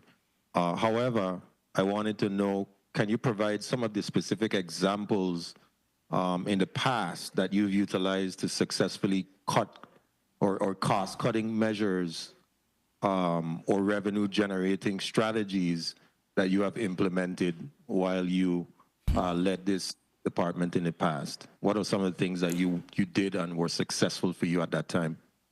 So when you look at cost-cutting measures, it's not about cutting across the board, and people need to understand that. It's about looking at agencies that have wasteful spending. And if they do so, you really have to sit with the commissioners and say, here it is, this is not spending you need to have, and you reduce that cost going forward. That's number one. Number two, in terms of looking at revenues as a whole, you need to determine where do we actually fall short of revenues. Many times it's a collection issue in terms of the government of the Virgin Islands. And I'm working with my colleagues now, which is IRB and the Commissioner of Finance, to really look at what we're doing in terms of collection. What is outstanding on taxes, property taxes, income taxes, etc. And that's how you drive in terms of revenues going forward. Lots of times you can bill $500 million, but if you're only collecting 300, you have a shortfall of 200. So going forward, the revenue generating measures for me is really looking at, one, what do we actually, this body is actually responsible for actually putting revenue generating measures on the table, but collaboratively going forward, it has to be between OMB and yourselves as senators to say, well, does this make sense? Does we need to implement? Like, for example, I actually sat with waste management the other day and said, listen, guys, at the end of the day, we cannot continue supporting you for $35 million a year. We really need to look to see how do you bill the customers or get rates to actually start to reduce in terms of your general fund consumption. Okay, thank you so much for your responses. Sure. I have no doubt that you definitely are an excellent fit, and I'm looking forward to collaborating with you. Thank you so much, Madam Chair, for the time. Thank you, Senator Bolkus, for your line of questioning. Now we'll go to Senator Franklin Johnson. You may proceed with 6 minutes. Good afternoon. Thank you very much, Madam Chair. Good afternoon to the testifier, the nominee. Good afternoon to the viewing and listening audience. And I don't know why it took so long to get you back, because it then had nobody there, that's for sure. But not only that, I think you bring some wealth of experience to the table, being there before. I think you started out saying that you only, how many staff you have presently now? 33. And you need approximately how much to actually have a good running office? 50. That's nearly half the staff. But really appreciate a few things in your testimony here. And one, comprehensive spending review. And when you talk about the comprehensive spending review, I look at it especially when you talk about the federal grants. And I'm not a part of the finance committee, but many times going to these meetings, we find out where agencies are not spending the grant money, but using the local funds to make payments, whether it's salaries or whatever you have be. How do we approach this to make sure that they don't continue going into the budget, using up the budgetary funding and leaving this amount of money there? I think one time a couple millions, I don't want to call a number and have the wrong number, but it was millions of dollars sitting waiting to be drawn down from a couple agencies. How do we address this? Senator, at this point, the accountability needs to be the first thing. Accountability on holding the agencies responsible to actually draw down timely. It continues to be, it's improved over this years, but it continues to be a problem. The issue has to be where accountability, which means they have to draw the fund within a time frame. We should not have money left on the table. So, for example, if you have payroll and you have people allocating time to payroll, management needs to ensure that payroll is actually, before it's even run on a Thursday, by the Tuesday, those funds are being drawn so they can hit the bank. So basically what happens is the money don't affect the actual draw don't affect the general fund moving forward. And that's what we need to get to. That is the situation we're pushing to, and I'm working with the Commissioner of Finance to get that done. So if I may ask, if you know, you say you've been on the job 40 days, approximately how much money we have on the table right now from some of these federal grants that was used especially for payroll that we haven't drawn down on? Initially, when I got here on the job on basically November, I think it's October 7th, it was about 16 million. We have about 2 million now. Oh, that's good news. That's good news, because if we could start doing that, then it frees up the budget to do the things that we need to do. I really appreciate training and capacity building, because without that, and I appreciate you're willing to build from within to make sure that whenever you leave, there's somebody there ready to take the fall and go over. Do you have the ability, the funding necessary to send our employees to training to make sure? And do you have the ability to, if chance, bring back some of those experienced people that left if they're willing to come back? Senator, right now we're actually going through and building a training plan for all employees. One, and then two, I've received calls from former employees from the Office of Management and Budget that wants to come back. So we're going through the process now of basically vetting which position they actually held before and what position they're actually going to hold going forward. That's good news, because when you're talking about needing 50-something employee and down to 30, it's important that if you could bring back people with some sort of experience and make sure that you do that vetting process, that you bring those that are going to fit in and pretty much do the job that you need in order to get it done. What immediate priority will you focus on in, your new role? I'm quite sure you'll be conformed. So what are some of the immediate things that you want to definitely look at that will help speed this process of getting everyone on board with your style and how we need to run this government? The first thing is really getting a revenue forecast and analysis done properly.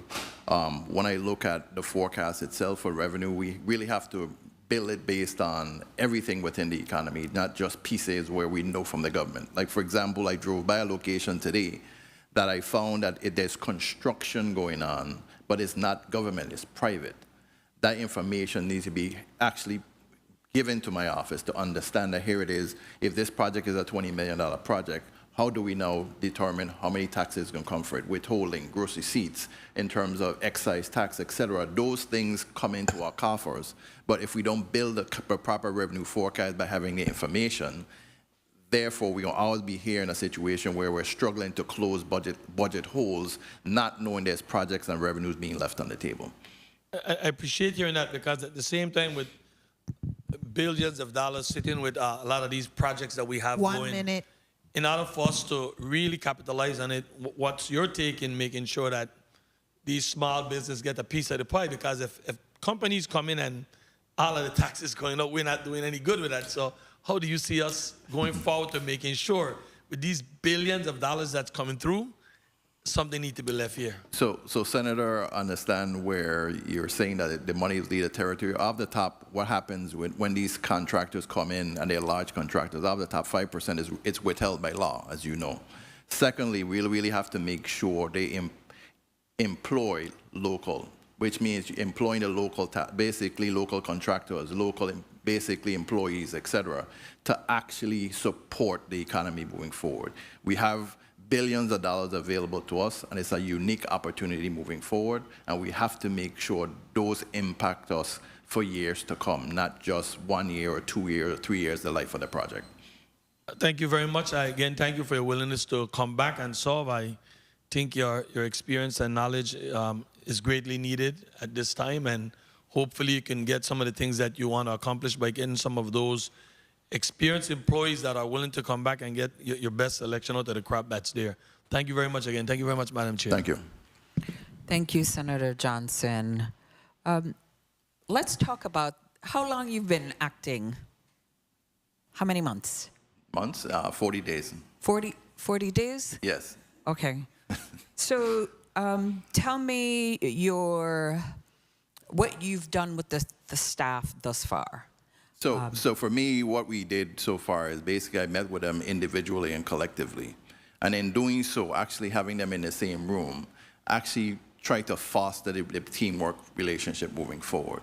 Also with them, as part of my quarterly actually meeting that I'm gonna have going forward, I actually established where I sit on 5 boards. So basically to implore them to actually educate them. Here's what happens at these organizations. For my first meeting, I actually brought in Housing Finance Authority to tell them about home ownership and the program that's available to them. And for me, ultimately, what I want to do with the staff is not build them professionally, but build them up personally, which means understanding your role, understanding what your impact in the community is, but also how do you obtain success as an individual, not just within a professional realm. Great. Acknowledge Senator Maurice James. You may proceed with 6 minutes. Thank you, Madam Chair. Good morning. It's still morning, right? No, it's Good afternoon. Good afternoon, Mr. Rama. I wanted to ask you, I had some questions to ask you, but then you just actually, I got curious. You said you're on 5 boards. What boards are those? Public Finance Authority, Lottery, WTJX, PFA, and via HFA. And via? HFA, Housing and Finance. Is it necessary for you to be on 5 boards? When you, in terms of your role, because the responsibilities of your full-time job are so grave, serious, do you think that it is necessary for the OMB director? You're there by reason of your position, correct? Correct. To be on all those boards? It's a benefit to the OMB director to actually be on several boards. Why you actually see different things, such as being on a territorial hospital board, you actually see the inner workings of the hospital and determine here's what's going on within the hospital system. If there's issues, there's things that you need to address. Because ultimately, if there's a funding challenge, you have to come right back to the government. In terms of lotteries, to understand I'm going to stop you right there because you actually opened yourself right up to where I was going. No problem. You actually just did. I got a text, email about the situation of the Juan Louis Hospital. And you are on the board. Correct. I was on the board, that's why I'm going in that direction with you. How are we going to, it's a issue of money. And you are the OMB director.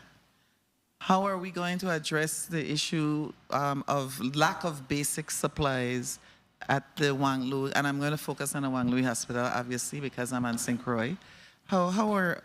Senator, to be very honest here, as a territory, we have 2 completely separate and apart hospitals. And for decades, that has not worked. We need to look from within and decide how we're going to basically build a structure that makes sense going forward, which means You shouldn't be having two CFOs or two accounting, separate and accounting departments. You need to now consolidate, which actually reduces cost. Consolidate things like billing, consolidate things, because here it is, the economies of scale are much better than actually individually by themselves. So instead of buying supplies by themselves, if they combine with the Snyder Regional Hospital, you actually get better pricing, one, and you probably get more supplies. What's been happening, because we separated it decades ago, is continue to foster these kind of issues, and that's why they're struggling. So the question is it, can your suggestion be implemented by board policy, or does it require legislation? Currently, based on the information I've actually received, it's conflicting because they have said that here it is in the law somewhere, it doesn't allow for combination of certain items. I'm actually having the Department of Justice look at it right now. They provided me basically a preliminary opinion, but for me, we need to look at it going forward. So if there's changes that need to be made, of course, I'm actually recommend those and go forward and say, here's the consolidation that needed. We need to not have a lot of things that separate and apart going forward, because it creates too many issues and it creates a revenue and expenditure problem. Yeah, I definitely encourage us to explore what you just said, because right now on the island of St. Croix, there are people in need of healthcare services and can't get them because of supplies, for example, which is just I don't even know the word to use. Mind-boggling. Mind-boggling, but unconscionable, right? Correct. You know. So I'm glad you say that, and I'm hoping that is something we can explore and resolve sooner than later. I also wanted to ask you, the Federal Grants Management Unit within OMB, what does that unit do exactly?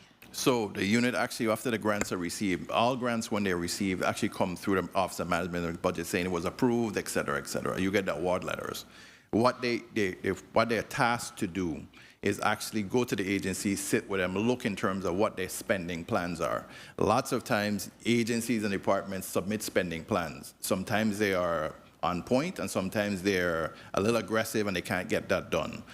My unit needs to determine if that spending plan is something that we can accomplish. One. Two, manage the grant along with the agencies to make sure, one, they're following the spending plan, and two, they're in compliance. There's a compliance unit, so like an audit unit within OMB that's part of that unit that looks at the actual spending and if they're in compliance, if they're doing their drawdowns in terms of timely, et cetera. That is one of the biggest challenges we face now, drawing down, reporting, and basically compliance. And that's your issue in terms of the federal grants we have that we need to correct moving forward. Yeah, my time is up? No. 30 seconds. That is my concern there, because as you know, in the news, there is always reports of us sending back large amounts of money, and no one seems to want to be held accountable for the fact that money is going back. And so it seems as if, is it that we are incompetent, we are lazy, we don't do the work, we don't know how to do the work? Because there are different reasons why systems fail. And obviously right now, this federal grants, I'll call it a system in terms of us receiving all these federal grants, we seem to be unable to spend money that we receive, but there are needs that are unmet, correct? Correct. So I'm looking forward to supporting you and wishing you the best, but change has to happen. Thank you, sir. Thank you. Thank you, Madam Chair. You're welcome, Senator James. At this time, I think Senator Potter has yielded his fourth place. No, I think actually 3, 4, Senator Joseph, I think you're next. You may proceed with 6 minutes.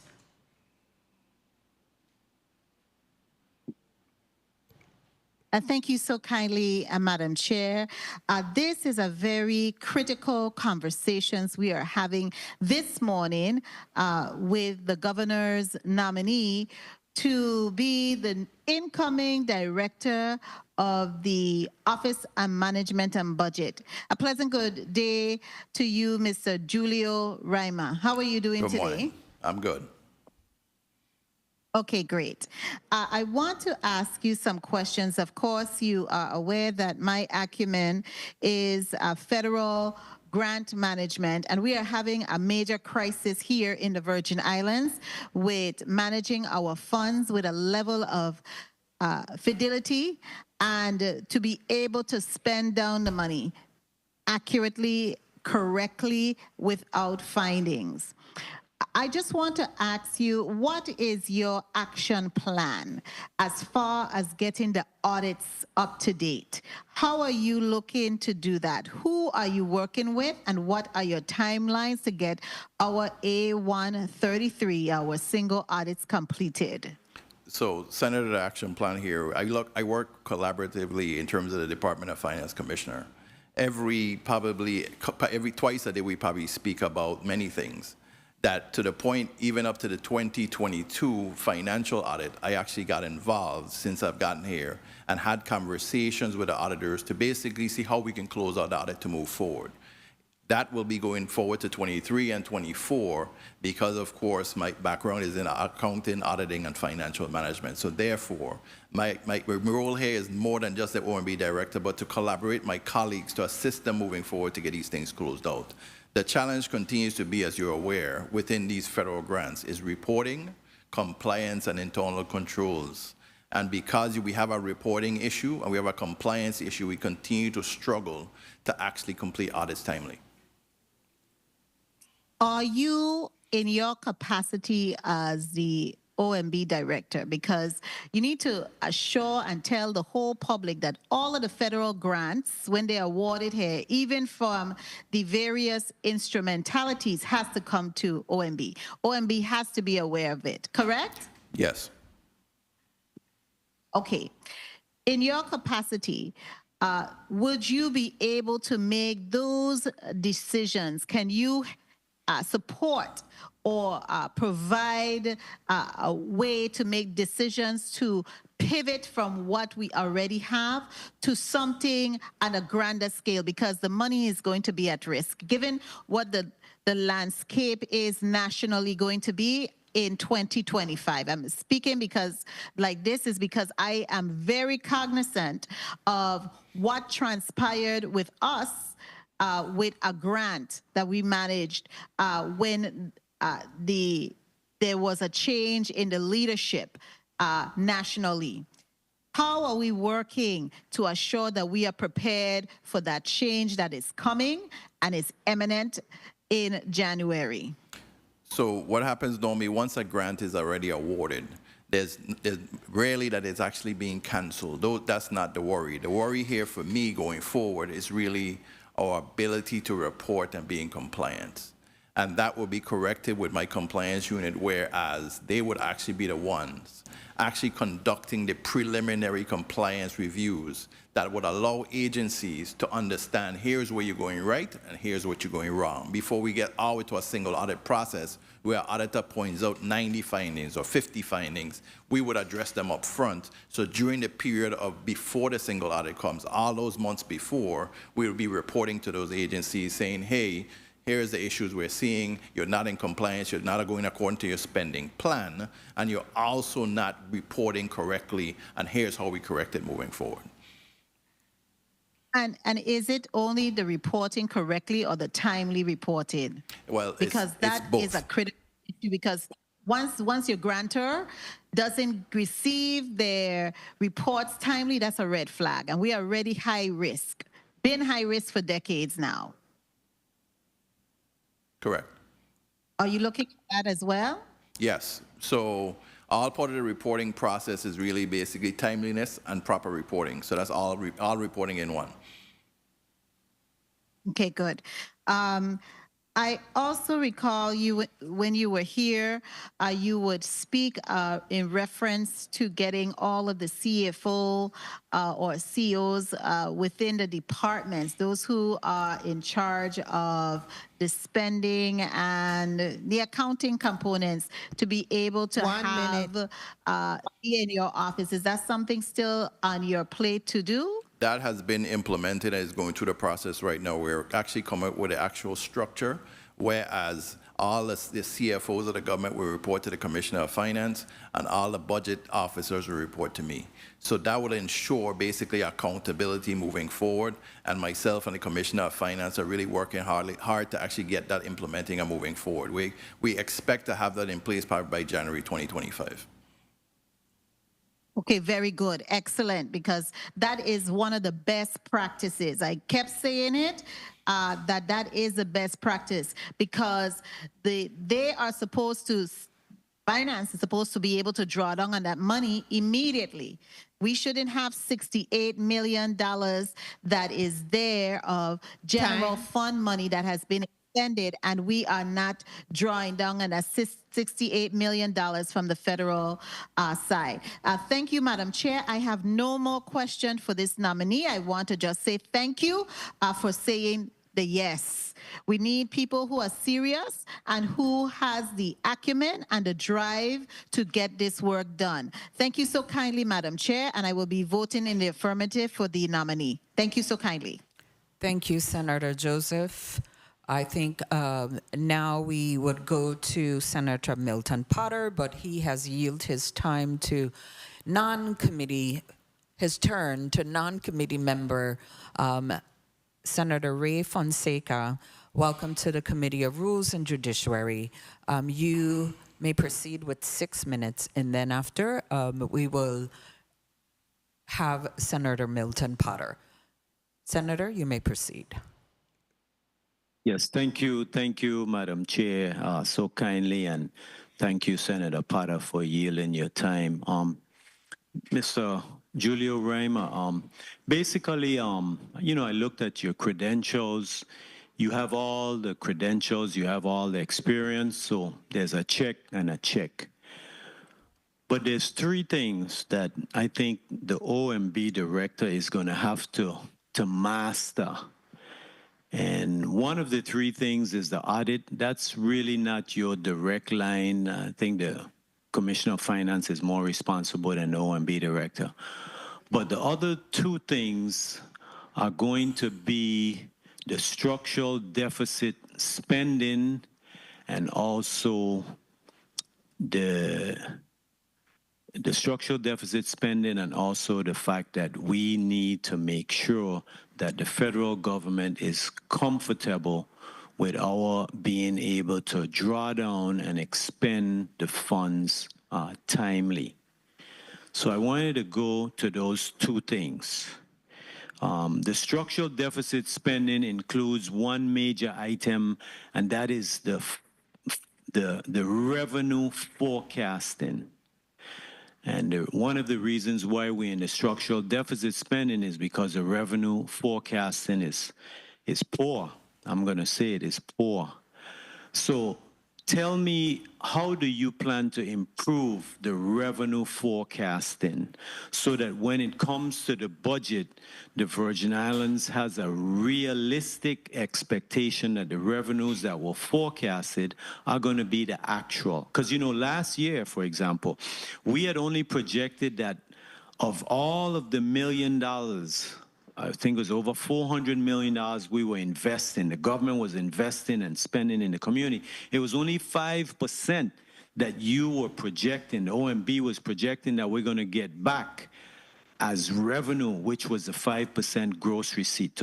So tell me, how do you plan to improve the revenue forecasting? So when you look at revenue forecasting, you have to understand all economic drivers. All economic drivers meaning if there's construction. Construction meaning it might be infrastructure, it might be roads, it might be homes. What we really need to understand is what's going on within, not besides what's government project, what's in private projects. And if you understand that base, that takes you from the revenue base you currently have. So which means, for example, I'm going to give you a simple example. If ODR decides to spend $400 million this year, and here it is off the top, that's 5% gross receipts, that's 20 million. But of that project, 60% is actually wages. You average wages of 60, basically it's 20% withholding base. If you have 60%, $240 million, and you take 20% of that, you understand that's basically $48 million worth of revenue. That's how you do revenue, basically doing analysis, basically in a simple form, and understanding that here's where the revenue forecast lays. You do not go and just say, well, I think I can increase revenues by 10% because I have this project. You have to have the analytical data and understand the projects themselves, because we're also missing a piece there in terms of trade and excise, because what's being imported also. So you have to look across the board. These projects will impact many different categories of taxes, withholding taxes, income taxes, basically trade and excise and gross receipts. And that's where you do proper revenue forecasting moving forward. Yes, I'm glad you mentioned the ODR department, because, you know, that was a big problem, and I'm going to take two specific projects, the Charlotte Amalia High School and the Enid Bar Library.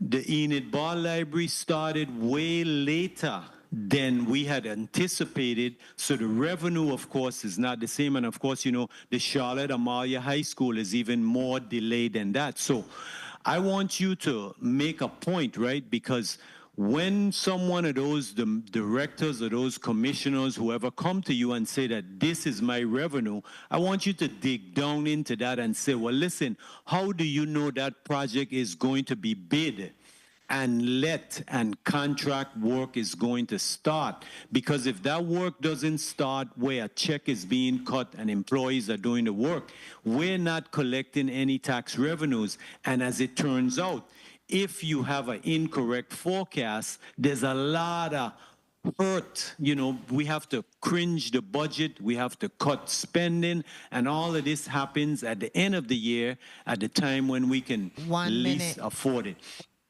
The other thing that I wanted to discuss with you is with the drawdowns. You know, we have a situation where the VI government is spending money out of our budget, out of the general fund, whereas they could do a drawdown from the federal government and get that money to spend, so we don't have to do this. How are you going to improve upon that, where we're spending the federal dollars first as opposed to spending the local government general fund dollars first?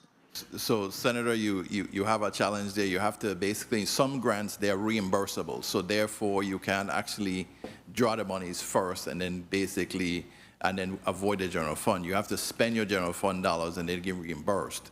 The reimbursement has to be within a time frame where myself and the Commissioner of Finance has agreed it has to be between 48 and 72 hours. Otherwise, if we don't hold these agencies accountable to time, you end up with large balances that were actually reducing the general fund balance versus having the funds available pretty quickly that offsets the cost you already expended.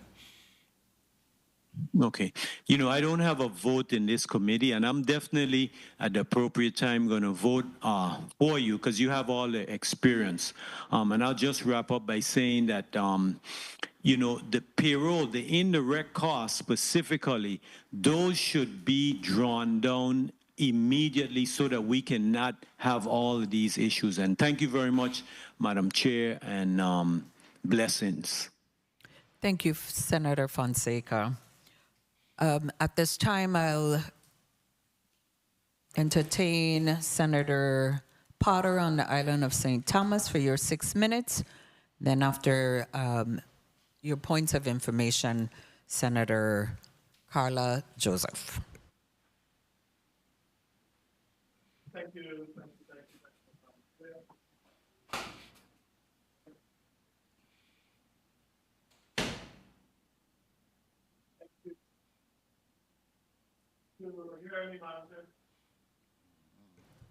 Senator Potter? Thank you. Thank you very much, Madam Chair. We had a minor glitch here with the microphone on this end. I definitely want to congratulate Mr. Julio Reimer on his appointment to this very important post as Director of the Office of Management and Budget, a position that he is not unfamiliar with. I think it's clear based on your resume and experience that you are definitely capable of doing this job and doing it well.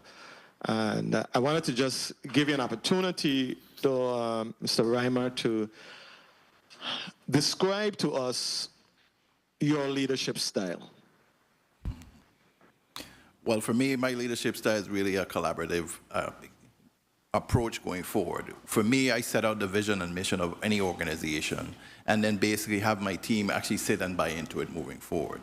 As you can see, based on my the actual previous statement I made, I actually met with my staff one-on-one, met with them collaboratively, and we sat and discussed, here's the challenges with the agencies, and here's how we move forward. Here's the things we need to improve. Without that collaborative effort, we will never move the Office of Management and Budget forward or the government as a whole forward. You have to be collaborative so you can be effective and basically efficient going forward. Absolutely. I think high turnover has characterized this institution, Office of Management and Budget, over the years.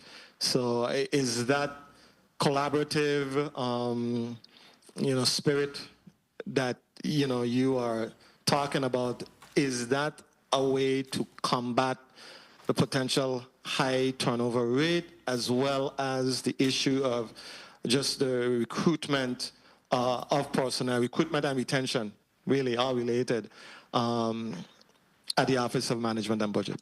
At this time, I've actually received calls from prior employees that actually want to come back under my leadership because previously they were there with me before. So therefore, they're willing to come back and actually serve in their different capacity. Excellent, excellent. What would you see as the most significant fiscal challenges facing the U.S. Virgin Islands in the coming years? And how would you address them as the incoming Office of Management and Budget Director?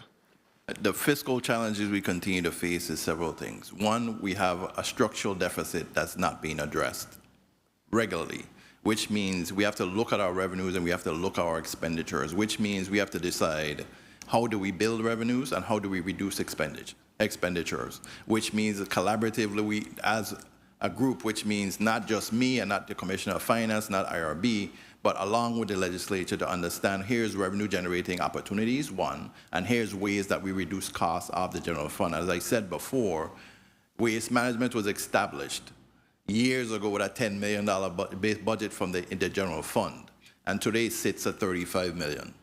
It has not had the opportunity to move this entity forward to actually generate rates for itself to become autonomous. We need to move these kind of entities forward so that they can actually be autonomous going forward, not a general fund, basically pariahs, I call them, that they continue to ask for more and more every year to support their operations. We need to figure it out moving forward as a group to say, here's what we do. Here's how we actually get them to a point of this self-sufficient and get them off of the general fund that basically frees up the general fund for other essential services such as mental health and in terms of hospital services. What you're saying sounds incredible. I mean, it sounds really good.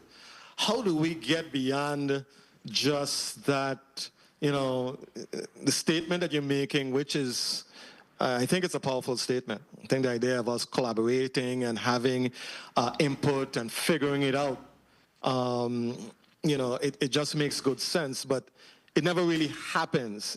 Is there, and I know we have an annual revenues generating conference or every year, I think in the spring. But how do we actually move the needle in terms of bringing the key players to the table to have a true collaborative initiative that will make a difference as to how we move forward? So, Senator, how does that Senator, happen? in the last couple of weeks, I actually reached out to your post auditor because, of course, I knew you guys had struggles in terms of closing the difference between how much revenues and how much expenditures were in the budget.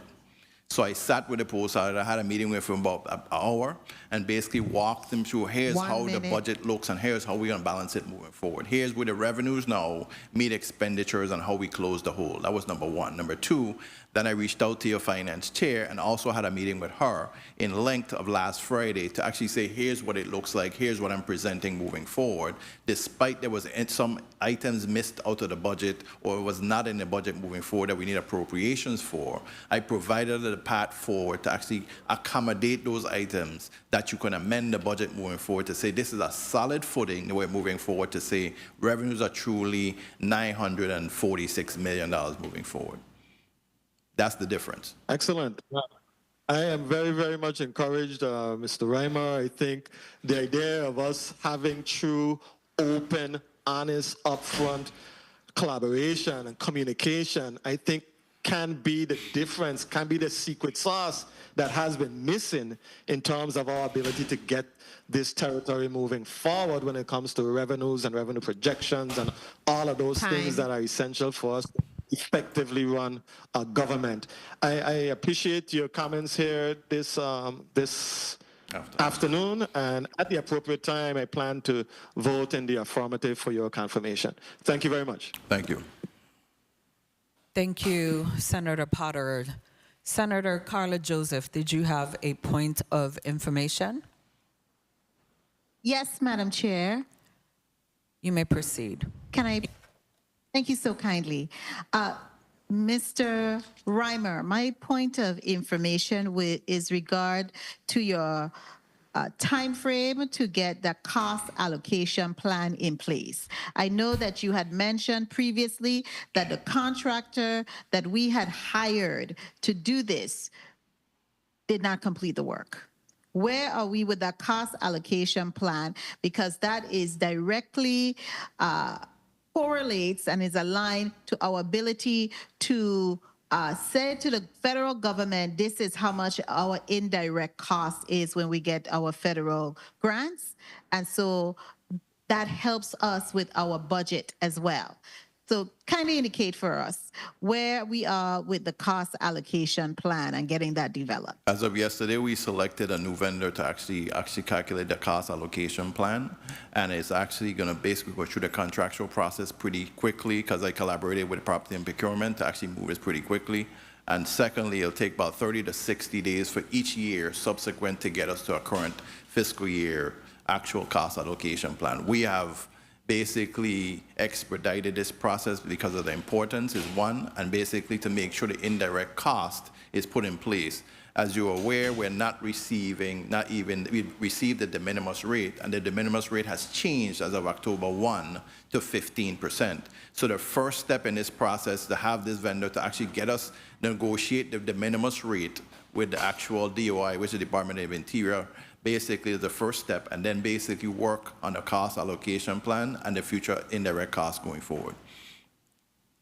Thank you so kindly. If I could have voted for you 10 times, I would, but I could only vote for you twice, and I'll be voting for you in a favorably and affirmative today. Thank you so kindly. That is very good work.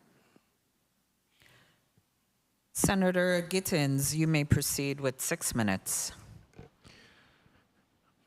Thank you, Madam Chair, and good afternoon to all. Special good afternoon to the nominee before us. How are you? Good afternoon. Pretty good. Good. I'm going to start in the reverse. I have so much notes, but based on your responses, I'm going to go from back to front. First off, I must tell you that I truly appreciate and like your idea of getting our autonomous agencies to be a bit more independent and stop what I describe as breastfeeding off of the general fund, especially WAPA. That's in Accra, in our Accra. So I look forward to that happening. I don't see or expect that you will have a magic wand, but I am truly hopeful that with your leadership that we will be able to accomplish this, because it's really hampering our operations. also to the speaker before the last one spoke of the high turnover at OMB, and I wanted to ask you how would you characterize the culture of the Office of Management and Budget? You are aware that somewhere around 20 or more employees have left this small agency within the past year, correct? Correct. So how would you categorize this culture, and what would you do to actually turn things around there to, you know, because this is an alarming turnover as I look at it with all these employees leaving. But how will you ensure like better hiring practices, being able to have good employee retention, and even promoting from within the agency? The biggest challenge I've actually observed when I walk in the door, and I actually talk to staff, was a lack of communication. So at the end of the day, when I met with each one in one-on-one, then I had a staff meeting basically a week later. We actually sat together and looked at the whole overall. Here's what OMB does. Here's what our plan is moving forward. They had a chance to question what my vision was, what I intend to do, and what's going forward. I have a policy here. It is my job this time around, which is being the OMB director, is to basically be more than just the director, to be a mentor, to be a teacher, to be somebody that they can actually ask questions of, not that the knowledge only stays with me, but the knowledge is actually passed on. The succession planning is the biggest thing has to happen moving forward. And capacity building is critical to that, which means within every agency and department, we need to build capacity. But I'm going to start it from within and set the tone for every other agency moving forward. So how do you intend to do this? I like your the idea of succession planning, especially capacity building. How do you intend to build this capacity, especially from within? From within, it basically comes with training and understanding what the overall picture of OMB does. In some cases, we sit in silos. Cross-training is going to happen, which means if you're in federal grants within the last 2 years, I can move you now to budget operations to understand the process. If you're in performance management, I could move you into the compliance group. Reason for that, once you learn the entire structure of OMB, you know I'm building capacity to somebody else to sit in the seat moving forward. That's my ultimate goal. Now, I understand what you say about moving one from one area to the next to learn, because I could tell you in the police department, I've been in basically every unit except K9 because of my allergies at the time. However, you're saying that you will just move somebody from one side to the next side so that they can learn. What about, what if this person is your expert in that area and you can't afford to move them over? What about just cross-training? That's where the challenge comes in, where you can't have just one expert. And that's the key to actually cross-training. While that individual might be the expert, he needs to train everybody within his group if he's a manager or supervisor. Agreed. Then when he is actually moved to another group, the expert from that group needs to be able to move somewhere else. You just can't have one expert, and that's the challenge we have within the government. Because you have one person knowing everything. They get sick, or they decide to retire, and then what happens? Nobody knows anything, right. And that's a big problem. Exactly. So you've emphasized the importance of building a team that replicates past success, correct? Correct. So given your history of transitioning between agencies, OMB, WAPA, VA Housing, Finance Authority, even in the private sector with VIA, etc., how can you ensure that OMB will actually be guided by clear long-term objectives rather than being influenced by short-term pressures or external interests? OMB is actually guided by statute, number one. Number two, you have to guide yourself by financial acumen, number two, and really understanding, here it is, your fiduciary responsibilities, and looking at the overall policy and procedure of the government. By structuring that the government follows proper policy and procedures, it doesn't matter who sits in the seat. Like, for example, where the senator said, I'm not really responsible for the audit, but I'm involved. I'm actually responsible for the single audit, which is the other piece that has the federal grants. I'm involved in all aspects for a reason that shows that here it is. I'm trying to hold, my colleagues hold me basically accountable, and I'm holding them accountable, because one always affects the next. So imagine we're not providing financial reporting on a timely basis. This is something I'm pushing my colleagues to, let's get to the point where we actually on time with financial reporting going forward. So those are the things for me is really what's going to drive me going forward, to actually get us to that point where it doesn't matter who sits in this seat, but there's a structure that actually going to be followed moving forward. And thank you for that. I was trying to find something here that I wanted. May I conclude, Madam Chair? You may wrap up. Yeah, thanks. I wanted to ask, because I noticed when you were announced somewhere around the end of September, in the governor's press conference, he spoke to the vendor payments and the lack of, invoices, and people expect to be paid and whatnot. How do you intend to put a handle on this? Because I don't know, I don't understand how people expect for these big bills to be paid without invoices. Well, that's part of the process with putting the CFOs under the Commissioner of Finance. And myself and the Commissioner of Finance actually get a report. We actually get a report with each other, actually sit with each other to go through what's the account payable aging, what does agencies owe to vendors, et cetera. So we get that report every month, and we go through it, and we ask the agencies, tell us what the issue is. Is there a lack of a contract, or is it that you haven't submitted the bill? Because we have vendors calling, and we need to understand what is the challenge of submitting those invoices. And what we have established now is, besides having this priority list, we're going to go away from that eventually to just have, here's what the aging is, and pay the bills timely moving forward. So we are addressing that issue pretty quickly, and we should have a handle on it within the next couple of weeks. I hope also pretty quickly is pretty efficiently, because 40%, as was stated, of these bills lacking an invoice or purchase order is a great number. That's where the accountability comes in, where the actual agency, financial heads of the agencies will be held accountable moving forward. And I'm glad that you speak to accountability, because he also stated that the problem was, or is, an employee problem. Employee problem rather than a vendor problem. Correct. Correct? Correct. So I am hopeful that through you at OMB, that there will be mechanisms in place to ensure that we correct this immediately. Will do. Thank you. Thank you, Madam Chair. Thank you, Senator Gittins. Mr. Reimer, did you recently hire a broadband director? We've selected one, yes. Tell us about that position and why it's needed. It's a critical position where we were actually given a grant called a BEAD grant, which is a $27 million grant to actually provide broadband access to all within the territory.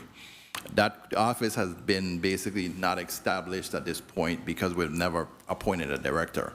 So my first task is really I looked at the organization as a whole and basically made a decision that we actually selected a candidate, and actually that will be announced within the next couple of weeks. Okay.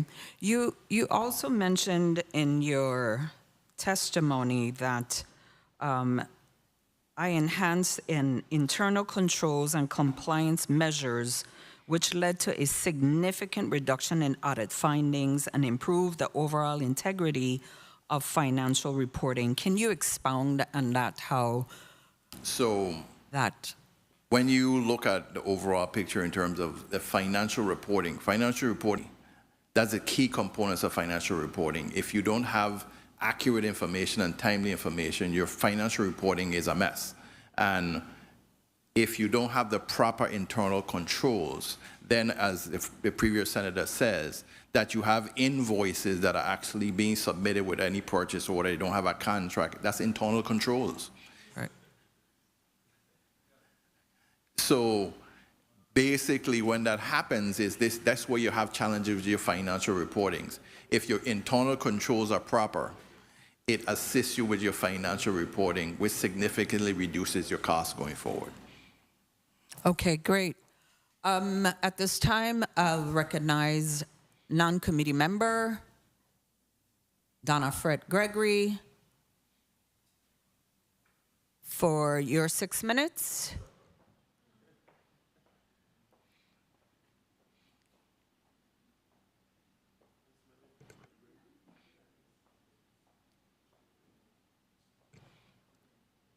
Please recognize non-committee member Senator Donna Fred Gregory. You have 6 minutes. Thank you, Madam Chair, and good afternoon to my colleagues, and good afternoon to Mr. Reimer. Good afternoon. OMB, Office of Management and Budget. Is it nominee? Yes, ma'am. Yes. All right, so I want to change the conversation just a little bit. I want to change it more around, I'm familiar with your leadership capabilities, so that's not on the line for me. What I need to know is, so annually, the legislature is responsible for passing a budget for the United States Virgin Islands. And in turn, the executive branch is responsible for managing that budget. So last fiscal year, I had lots of moments where I felt my heart was throbbing in a very interesting way, because we saw that we had challenges with our revenues. And literally, the legislature had to move legislation that said to the central government, hey, we know that we have challenges, and we're asking you to look at the appropriations, look at the revenues, and make a determination as to what you're going to reduce or how you're going to reduce your budget. My question to you is, how important it is for you to ensure that the appropriations are aligned with the revenues, and what is your process to ensure that if we have slow months, which we usually after, what is it, between October, well, summer, we had a good summer, but usually between June to October and heading into February, because that's when we really start seeing our gross receipts, et cetera. Give me the steps, or share with me, how do you intend to address the appropriations versus revenues process to ensure that we are in fact not overspending as a territory? So when it comes to revenues, in terms of what you discussed first, revenue projections has to be a proper analysis being done, looking at the overall economy as a whole, number one, and then number two, not just government projects. We need to understand that these projects have been let and have getting ready to start. Not that we are hoping that they start within a month or 10 months, whatever the case may be. We have to be very sure to make sure those revenues are actually counted. For me, I will not count any revenues that they say, well, here it is, we think this project is going to come online. That don't work with me at all. It has to be a very confident, definite, that we actually know these revenues are actually be able to be counted. The challenge we continue to face, we actually put numbers up that's not realistic, being very frank. We have to be realistic in our revenue projections and understand how much expenditures we have and what we need to reduce. Not just saying, well, we're going to have $800 million in expenditures, and then we hope to say, well, we're going to add another $100 million in revenue going forward. That doesn't work. Because as you're aware, we don't generate that extra $100 million overnight. It doesn't work so in the territory. That's what creates the structural deficit. Secondly, really, a next piece for me is really looking at how, when legislation is ready to pass, as you're aware, myself and you have conversations already on how we look at things going forward. How does revenues look? And that collaborative effort creates less issues when you come to the budget process that says, well, I don't believe how much revenues you have. If I already had the discussion and provide you the information and analysis behind, it makes it simpler for you as a lawmaker to actually provide a very sound decision moving forward. Okay, thank you for that. I just want to add one other thing to it that is of concern to me. We know that annually, well, two things. We know that annually we carry over. We have expenditures, or expenses rather, from the previous fiscal year that we didn't pay in that fiscal year. How do you intend to, in fact, manage that? 1 minute. In collaboration with the Department of Finance Commissioner, the Department of Finance's team, and your team at the Office of Management and Budget, because that is predominantly our Achilles heel. We project X amount of revenues in a year, we see and we appropriate, and we have to marry up our revenues versus our expenditures, but then we have carryover, and we know that impacts the year ahead. So how do you plan to deal with that moving forward? So my plan is right now, as I have actually implemented already, I've asked all agencies at this point for contracts and projects that they have ongoing going forward, that I can know what here's their base cost that they're going to have going forward, and then understand the additional needs they might have. Things that roll over from one year to the next need to be addressed up front in the budget cycle process, which shows, well, based on what we're projecting in terms of expenditures, we're going to have approximately $10 million worth of expenditures that's going to roll into the next fiscal year, which reduces the amount of, it basically reduces the amount you have within the next fiscal year. We need to also curtail last-minute spending which don't have purchase orders or requisitions or anything that is last-minute, so that you don't have this exorbitant amount moving forward. And for me, working with the Department of Finance itself, we're trying to figure out ways to actually curtail that practice, as you are well aware, that continues to happen year over year over year, that we have to come back and say, well, senators, I need an additional $6 million in appropriation based on X number of, this agency has these expenses to actually put forward. Yeah, well, thank you for your responses. My time has been called, but I want to close by asking you one final question, and that's tied to I know that the Office of Management and Budget deals with putting the federal's awards online, but how do you plan to work with the Department of Finance and the departments and agencies to ensure that drawdowns are done in a timely fashion? That has been one of our Achilles heel, and that's part of why we are challenged with cash flow challenges in the territory. How do you plan to collaboratively work with DOF and your staff to ensure that drawdowns are done in a timely fashion, particularly those that are tied to personnel, because personnel are paid regardless of whether or not the funds are drawn? Simply put, our problem is not a drawdown issue alone, it's a management issue. And basically, we need to hold people accountable for when they do not follow the actual drawdown process. But they need training, right? Very much so. All right, thank you, Madam Chair. I wish we had a little more time, but thank you for the time.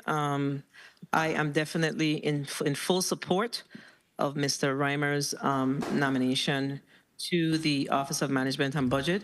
I know of his financial acumen, and I think that he is a welcome addition to the executive branch. So I'm not a member of this committee, but I wish to congratulate you in advance. Thank you. Thank you, Madam Chair. Thank you. Thank you. I didn't get my 7 minutes. Thank you, Senator Donna Fred Gregory, for your line of questioning. Before I entertain Senator Gittin's motion, I just wanted to ask one final question. Sure. Can you give us a status of the nonprofit payments? And are there any challenges that you would like to tell us about today? Well, for non-profit payments, sometimes the challenges are not the funding. Lots of times the challenges are reporting. Nonprofits at times lack the ability to report the information that's being requested from the agencies that they actually get the nonprofit in terms of the funding from. And we need to improve that by basically sitting with those nonprofits and let them understand what the requirements are, such as you have to file a 990, you have to be in good standing with the Lieutenant Governor's office, not just that you're a nonprofit and you're applying for money year over year. Something I would actually like to caveat to say is that we find nonprofits come to the actual government of Virgin Islands every single year, and some of them do nothing else but ask the government for funds. Nonprofits have the ability to actually go out and go to EDC companies, et cetera, to raise those funds also. But you can't continue to rely on the government for your sole source of funding. Thank you. Thank you for that. Colleagues, were there any motion, Senator Gittins? Thank you, Madam Chair. Madam Chair and colleagues, I move the governor's nomination of Mr. Julio A. Reimer Sr. to serve as the next director of the Virgin Islands Office of Management and Budget. I move that he be voted upon favorably here in this committee and be forwarded to the full body for further consideration. I so move. Second. Second. Motion properly made by Senator Kenneth Gittins and seconded by Senator Carla Joseph and Senator Potter. Did I hear a second? Yes, seconded. Bolkes too. And Bolkes. May I have a roll call on the nomination? Senator Angel L. Bolkes Jr. Senator Bolkes Jr. Yea. Senator Diane T. Capehart. Yes. Senator Capehart Yea. Senator Kenneth L. Gittins. Yes. Senator Gittins Yea. Senator Maurice C. James. Yes. Senator James Yea. Senator Franklin D. Johnson. Senator Johnson absent. Senator Carla J. Joseph. Yes. Senator Joseph Yea. Senator Milton E. Potter. Yes. Senator Potter Yea. Madam Chair, you have 6 yeas, 1 absent. Thank you, Madam Clerk. The governor's nomination of Julio A. Reimer, Senior Director Nominee, Virgin Islands Office of Management and Budget, has been voted upon favorably by the Committee on Rules and Judiciary and will be reported out to the full body for further consideration. Congratulations, you've passed the Rules and Judiciary first hurdle. And tomorrow in the session, we would be voting on your nomination. So I want to say congratulations, and I look forward to transparency and accountability.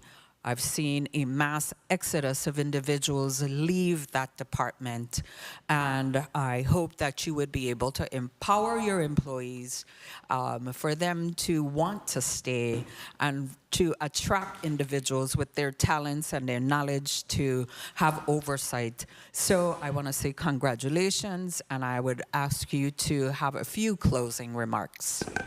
First of all, I'd like to, of course, thank the Governor of Virgin Islands for his confidence in actually appointing me to this role, and thank you, the body that actually displayed your confidence in my ability to actually accomplish the task that's set forth going forward. Thanks once again, and I look forward to working with you. Thank you. Colleagues, this concludes Block 2. We will take a short 10-minute recess. The Committee of Rules and Judiciary stands in recess.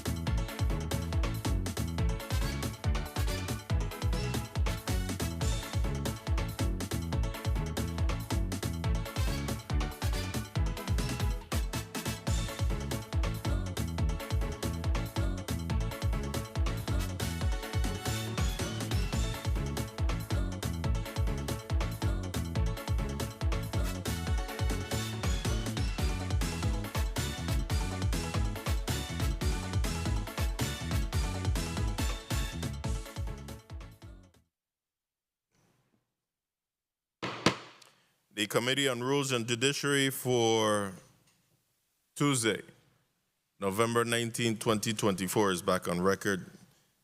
We heard in Block 1 the nomination of Kyza A. Callwood to serve on the UVI Research and Technology Board, and in Block 2 we also heard the Governor's nominee for the Director of the Office of Management and Budget. Both measures were passed successfully and will be forwarded to the full body for further consideration. Now we're at block number 3.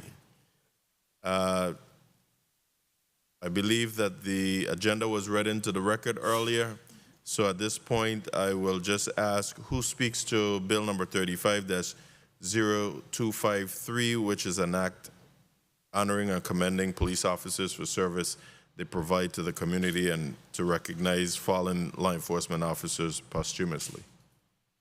I do. Senator Capehart, Diane T. Capehart, you're recognized for the introduction of bill number 35-0253. Thank you, Mr. Chair. I ask my colleagues to support bill number 35-0253, an act honoring and commending police officers for their service they provided to the community, and to recognize fallen law enforcement officers posthumously. I know I always mess up that one. Colleagues, this legislation, I ask for your support as the men and women in the Virgin Islands Police Department, as they go out every day to protect the citizens of the Virgin Islands. They never know what's going to happen in their line of duty. And this legislation just really recognizes all our fallen soldiers, our fallen officers in their line of duty. And I could just mention Police Detective Philbert Phipps, Jr., Detective Phipps, who died from a single gunshot wound from confronting an armed suspect in St. Thomas on hospital ground. There are many others that left their home and did not return. So this legislation just honors them and commends them. So I ask for your support. This legislation, as you know, was vetted in the Committee of Jurisdiction. So I just ask for a favorable vote today. Thank you, Mr. Chair. Thank you, Senator Capehart, for that introduction of 0253. Now I'll ask who speaks to bill number 35-0271, which establishes school speed zones. I do, Mr. Chair. Senator Bolkes, at-large senator, you're recognized for the introduction of bill number 35-0271. Thank you, Mr. Chair. Mr. Chair, I introduced bill number 35-0271 during the last Committee on Homeland, Public Safety, and Justice Committee hearing, where we had a number of testimonies and discussions concerning the bill. Some subsequent amendments were referred to during deliberation and testimony. I'm happy to report that I do have those amendments for this bill with us today in the form of amendment number 35-1084. But predominantly, this bill establishes designated school zones, speed zones, and mandates appropriate signage and implements speed reduction measures to improve safety around schools. And it also codifies school speed zones in the Virgin Islands Code for the first time. The bill codifies and establishes these school speed zones and enforcement, adding a framework of important safety measures and strengthening our law enforcement's ability to enforce these laws more effectively. It also provides clarity, helping law enforcement and the courts apply these rules consistently and effectively. The legislation creates a culture of responsibility and awareness and a respect for the safety of our students, which is basically the safety of our children. And also, some of the amendments that were referred to is to include speed cameras and radar, in addition to having school speed zones enforced during specific school-oriented events of the Department of Education. So the amendment, which was circulated to all of our colleagues in the form of 35-1084, I would ask my colleagues to please review those amendments, and I ask for your support of moving this measure forward to the full body. Thank you, Mr. Chair. Thank you, Senator Bolkes. Who speaks to Bill number 35-0316? I do, Madam Chair. You may proceed. Thank you so kindly, Madam Chair. Madam Chair, I rise to ask my colleagues' support of Bill number 35-0316, an act honoring and commending a great lady who has served this government and the people of the Virgin Islands exemplary, Mrs. Jewel Turnbull Reimer Malloy, and for her dedicated service and contributions to the Virgin Islands people. Of course, this bill was properly vetted and heard in the Committee on Government Operations on October 22nd of this year. And we want to really commend her. She has received not only local recognition because of her participation in numerous civic as well as government organization, but also for her outstanding service. We just had Mr. Julio Reimer come in and talk about federal management. One of her main acumens is that she was awarded the Virgin Islands Community Action Agency Award for Outstanding Service and the Federal Emergency Management Award for her acumen.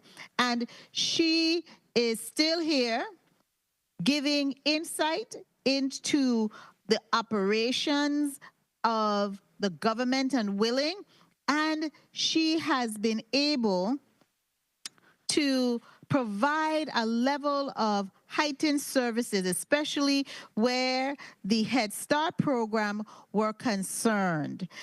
And this bill seeks to rename the Nude Hansen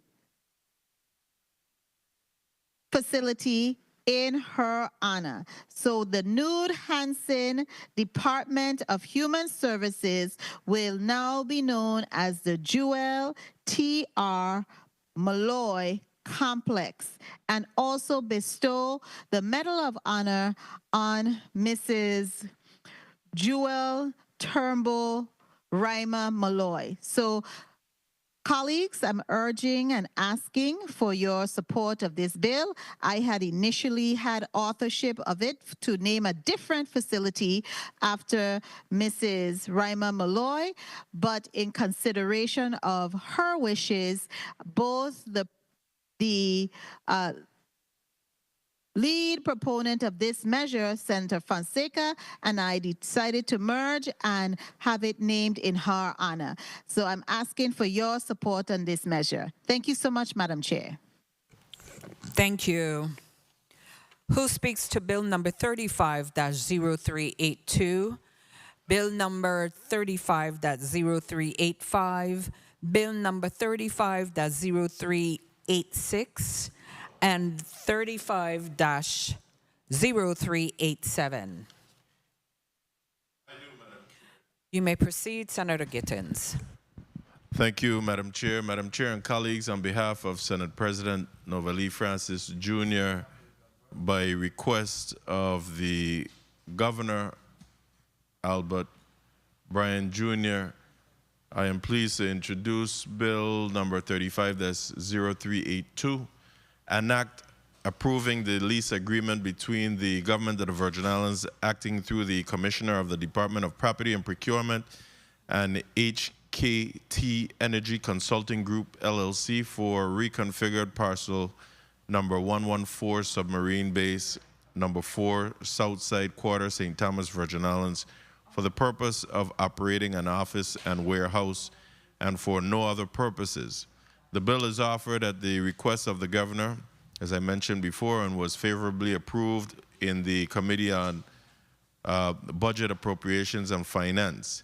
This lease also supports local small business and their objective of providing full-service energy consulting firm with primary focus in the Caribbean Basin.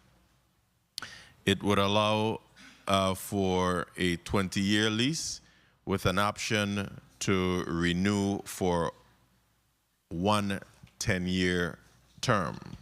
That's bill number 335, that's 0382.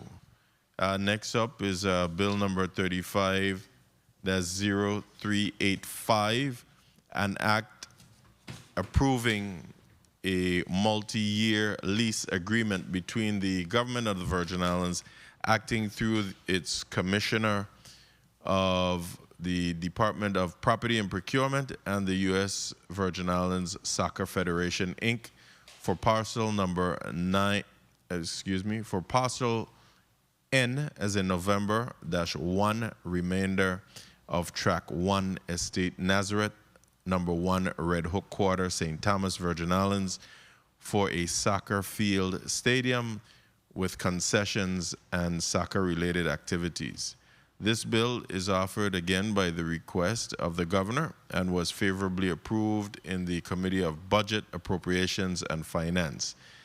It would allow for a 30-year lease with an option to renew for 2 10-year terms.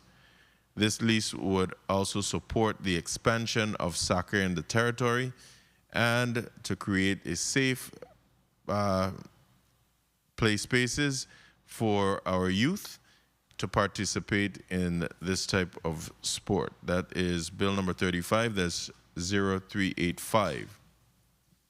Next up is bill number 35, excuse me, dash 0386, an act approving the lease agreement between the government of the Virgin Islands and Star Time Firearms LLC, doing business as Precision Shooting Range, for a portion of parcel number 1A, Estate Bovoni, numbers 1 and 2, Frenchman's Bay Quarter, St. Thomas, Virgin Islands. This bill as well is offered by the governor and was favorably approved in the Committee of Budget, Appropriations, and Finance. It allows for a 20-year lease with an option to renew for 2 additional 5-year terms.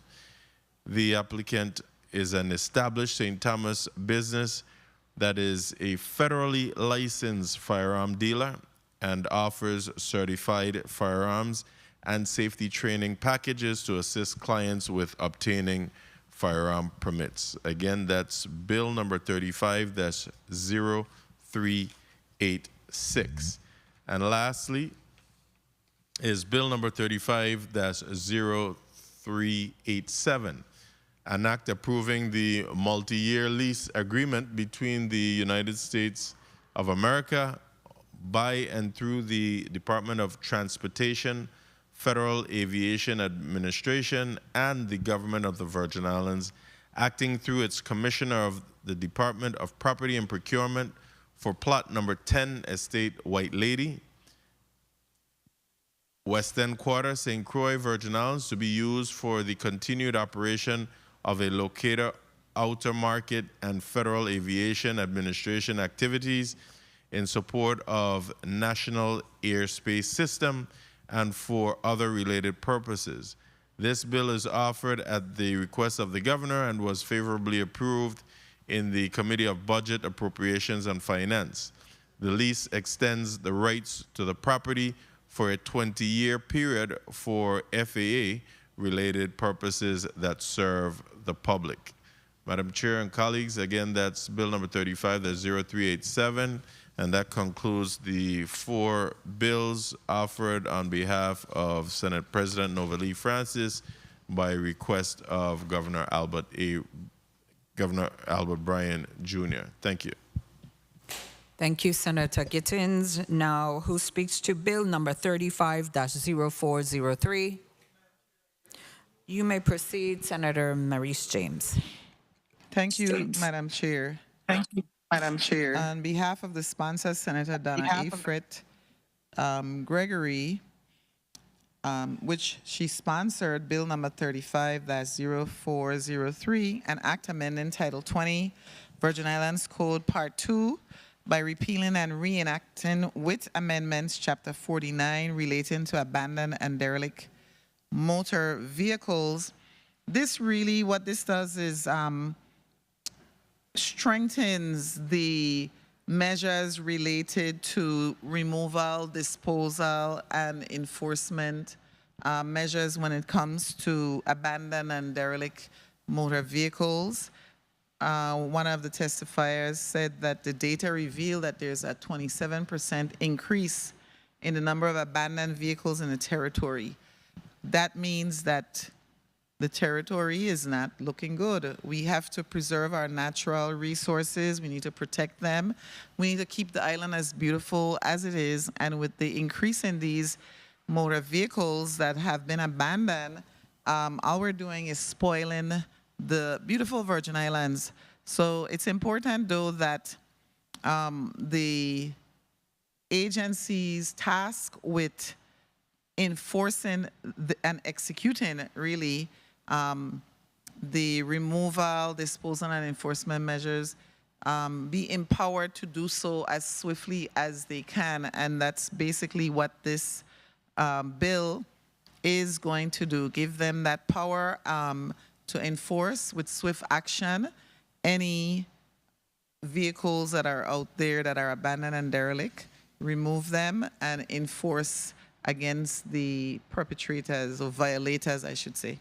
So thank you, and we're asking for your support on Bill number 35-0403. Thank you. Thank you, Madam Chair. Thank you, Senator Maurice James. Colleagues, you've heard the introduction of each one of these bills in Block 3. If you feel that you need to make comments on this, I will give each senator 3 minutes. If you don't need it, you can return the time back to the chair. Starting with Senator Bolkes, you may be able to speak on these bills and on this block. 3 minutes. Thank you, Madam Chair. Madam Chair, I rise in support of all of the measures before us, and Bill number 350253 concerning our law enforcement officers, who are the backbone of our community and the safety and well-being of our people. For me, honoring them and supporting them in this area because of all of the efforts and sacrifice that they have put forward for our safety and well-being is a no-brainer for me. And of course, for Bill number 350271 to codify school speed zones in legislation across the territory and providing those safeguards for our vulnerable community, which is our children, and assuring that their safety is paramount. And again, there will be an amendment to this bill. Looking forward to bring that and asking for your support, colleagues. And of course, for Bill number 35-0316, Ms. Jewel Turnbull Reimer Molloy, her dedicated life and service and for the betterment of our community, to honor her and recognize her for her invaluable contributions and her commitment to the people of the Virgin Islands. Bill number 35-0382, concerning the government properties for utilizing government properties for the infrastructure for HKT Energy Consulting Group to enable them to contribute to our local economy while ensuring the proper and responsible use of government land. And of course, as we try to resolve our energy crisis, we will need all stakeholders at the fold moving forward. As for Bill number 35-0385, the development of sports and recreational infrastructure such as a soccer ball field outlines to be used throughout in this lease agreement, outlines the investment in our youth and our community. And of course, we all know that sports teach discipline, teamwork, and perseverance. And I believe that this project enhances the opportunities not only for a soccer field and related activities, but it also contributes to the social and physical development of our young people. We need more green spaces. I know that St. Croix has a lot more green space opportunities than St. Thomas or St. John, and only St. John because of the predominantly owned national park land acreage on the island of St. John, but we do need to find creative ways of expanding our green spaces for the use of our community, young and old. As for bill number 35-0387, concerning the agreement for the Federal Aviation Administration to continue the operation of essential aviation infrastructure and supporting the national airspace system. My time was called, but again, I support all of the bills in this block and look forward to voting in the affirmative at the appropriate time. Thank you, Madam Chair. Thank you, Senator Bolkes. Senator Franklin Johnson, you may proceed, 3 minutes. Thank you very much, Madam Chair. I don't have a god brother here today, but I will definitely support these measures. And at the appropriate time, I will be voting in the affirmative. Bill number 350253, commending and recognizing these officers in the line of duty for the work that they have done. And sometimes it's unnoticed when folks lose their lives in the line of duty. And I think this will be also addressing the hour before and the hour after. A lot of folks don't understand. Our traveling to work, our coming from work is on the clock. So it definitely will help in some cases when folks get relief of their duty, and within that hour of time, if this tragic situation was supposed to happen, they also will be recognized. Bill number 350271, establishing the speed zone and signage. It's important that we do this and do it in the right way, and that's why I appreciate that the sponsor did some amendment to make sure that we have those radars in the vicinity of the school. Without that, it's null and void. Bill number 350316, honoring and commending Ms. Joel Turnbull Reimer Malloy for all of years of service. Had the opportunity to work with Ms. Malloy for 4 short years while being a part of the MAP administration, and saw her work and get to understand the nature of all what she did for the people of this territory. And it's always good to give folks a blessing whilst they are alive. All of these other measures for the governor at the appropriate time based on his god brother presenting them, I will definitely support them. And also bill number 350403 with the Junk and Abandoned Vehicle Task Force. We definitely need to step up our game with this. There are so many abandoned vehicles across this territory. We also have to make sure that we implement those fines for folks that just take in car and park them up all over the place, and then it costs this government thousands, if not hundreds of dollars to remove them. So at the appropriate time, I will be voting in support of all of these measures. Thank you very much, Madam Chair. Thank you, Senator Johnson. Senator Maurice James, you may proceed with 3 minutes. Thank you, Madam Chair. I really will devote my time to bill number 35-0316, which is honoring and commending Mrs. Joel Turnbull Reimer Malloy. I had the opportunity, I don't even know how long ago, when she was the Commissioner of Human Services. She invited me as a young Virgin Islander to speak. I'll never forget it, at Gertrude's Restaurant to senior citizens. And that's when I got to know her, and I was impressed with her knowledge, her government service.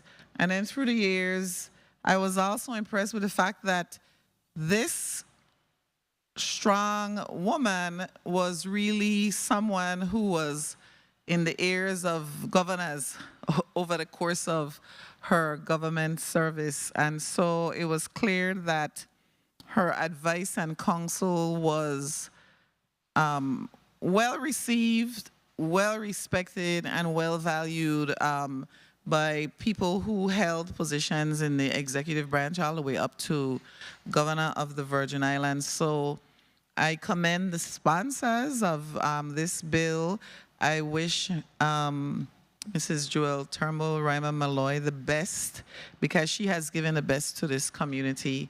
And I honor and commend her also for her years of dedicated service to the people. And again, an example of someone who was strong, intelligent, dedicated, compassionate, committed to the people of the Virgin Islands. So thank you, Madam Chair. And that all the other measures, of course, I will be voting for. Thank you, Madam Chair. Thank you, Senator Maurice James. Now we'll go to Senator Carla Joseph on the island of St. Thomas. You may proceed with 3 minutes. Thank you so kindly, Madam Chair. Madam Chair, I had the utmost pleasure to be in the committee of all of these bills that are being discussed in this block. The committees of jurisdictions, which included the Committee on Budget, Appropriations, and Finance, as well as the Committee on Government Operations, Veteran Affairs, and Consumer Protection. And I must say, they were properly vetted. I want to really commend the bill sponsor, notably for bill number 35-0403, relative to the derelict motor vehicles. Even yesterday in the committee meeting, when we were honoring a gentleman from Tutu who has passed away, Mr. Slimo Blyden, they talked about that. We have to start to develop and renew our pride in the Virgin Islands. And so this bill in itself is a game changer to allow us to remove those abandoned and derelict motor vehicles and put in stricter time frames for their removals, as well as the penalties. So I'm in full support of that. And also the lease agreements, which include bill numbers 35-0382, which is a lease agreement for HKT Energy Consulting, bill number 35-0385, which helps promote soccer. And know that the Soccer Federation has a whole bunch of money that they come in contact with and have access to through FIFA. So that is something that is going to take place on the eastern end of St. Thomas, and it will help bring to light the sport tourism that we have long awaited for in the Virgin Islands, with even the sports complex within St. Thomas, for those type of activities, sporting activity. And then bill number 35-86, an act approving the shooting range out there. This is a small entrepreneur who is doing a lot to have people trained to use firearms properly. So I am in deep support of that, having also gone through some courses, similar courses. Bill number 35-0387, which is for the aviation locator outer mark for the federal government. I'm in support of that. Now I want to talk quickly about the other 3 bills, bill number 35-0253, which is a really hallmark bill to really shine a bright light on all of law enforcement, and also bill number 35-0271, which establishes the speed zone. And finally, last but not least, 35-0316, which honors and commend a great public servant. I'm glad she's still here on top of God's earth to receive her flowers.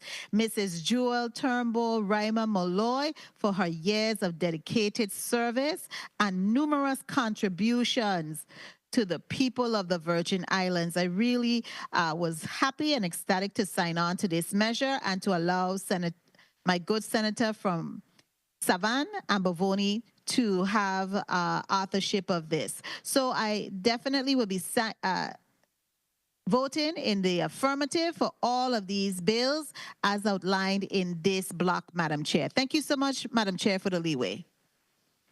Thank you. Senator Milton Potter, you may proceed, 3 minutes.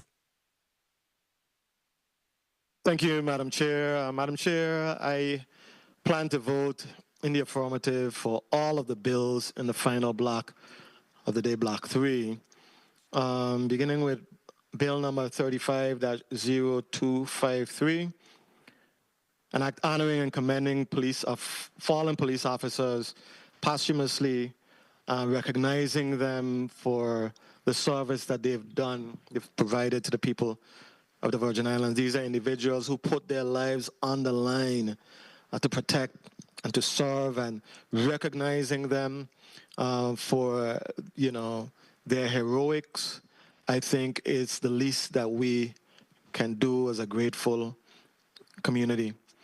Bill number 35-0271, I had the honor of signing on to that initiative, the school speed zone signage and enforcement initiative. I mean, of course, the safety and protection of our children and other pedestrians who traverse that area of school zones is of paramount importance to us, and this bill emphasizes that in the Virgin Islands, in our territory, we respect our pedestrians and students who are traversing in those areas. So we're going to have the proper signage and the school, the lights and everything that goes along with a modern school zone as a result of this bill. So I plan to support that bill fully. Bill number 35-0316, an act honoring and commending Ms. Jewel T.R. Malloy. So, Ms. Malloy is a daughter of the soil. She has made significant contributions to this community. 1 minute. Particularly in the areas the most vulnerable among us. She has been the advisor to governors. She has really made a mark. I think ultimately when the history of the Virgin Islands is written, the contributions of Ms. Jewel T.R. Malloy will hold a very significant chapter in that book. So I'm definitely supportive of that. Bill number 35-0382, the lease agreement with HKT Energy Consulting Group is an initiative that is the product of a native son here in the territory. It is a potential small business development initiative that I can absolutely support. Bill number 35-0385, soccer is the most popular sport in the world, and this is an opportunity to have a certified soccer field to bring more of our young people, make them aware of the sport of soccer. I am absolutely in support of the remaining 3 bills on the agenda, and at the appropriate time, my vote will be yes. Thank you very much, Madam Chair. Thank you, Senator Potter. Now we'll go to Senator Gittins, 3 minutes. Thank you, Madam Chair. Madam Chair and colleagues, I too support most, if not all, of the bills in this block, but especially in speaking to honoring Mrs. Jewel T.R. Malloy. We all know her contributions to this government and working for so many governors. We just wish we had more dedicated employees with her drive as well to push forward. Again, I just want to thank her for her service. Also, thank you to Mr. Darrell George. Sorry he's not here with us today, but again, see, he loved what he did so much that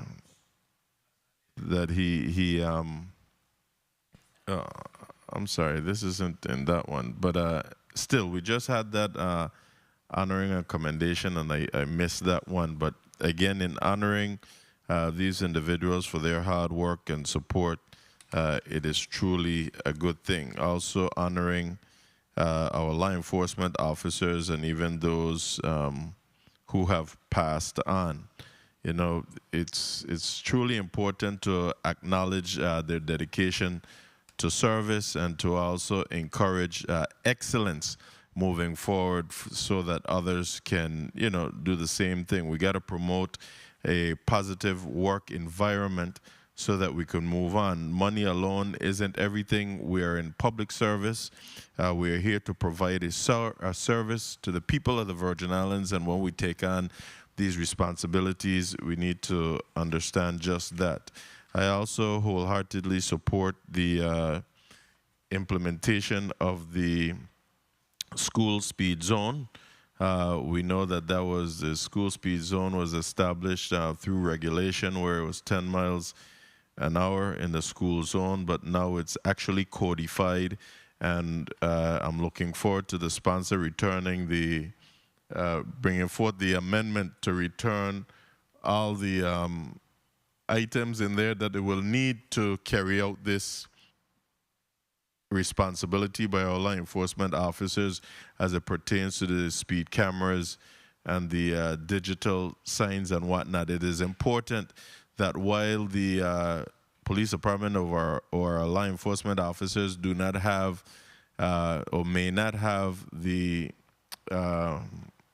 radar guns anymore, it is important that we ensure that the Department of Public Works and whomever else is responsible erect the proper not only signage but the digital signs which clocks your time, your speed. If I may conclude here, Madam Chair.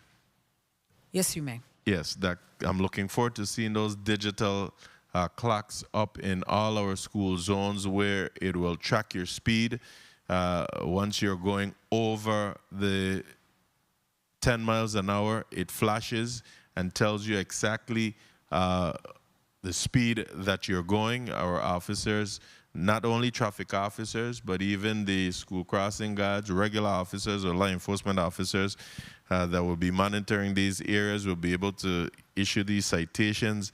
And definitely we need to ensure that we beef up on the traffic cams so that even if they're not present, once you are clocked going through there over the speed limit, that you'll be mailed a citation. So I look forward to supporting these measures at the appropriate time. Thank you, Madam Chair.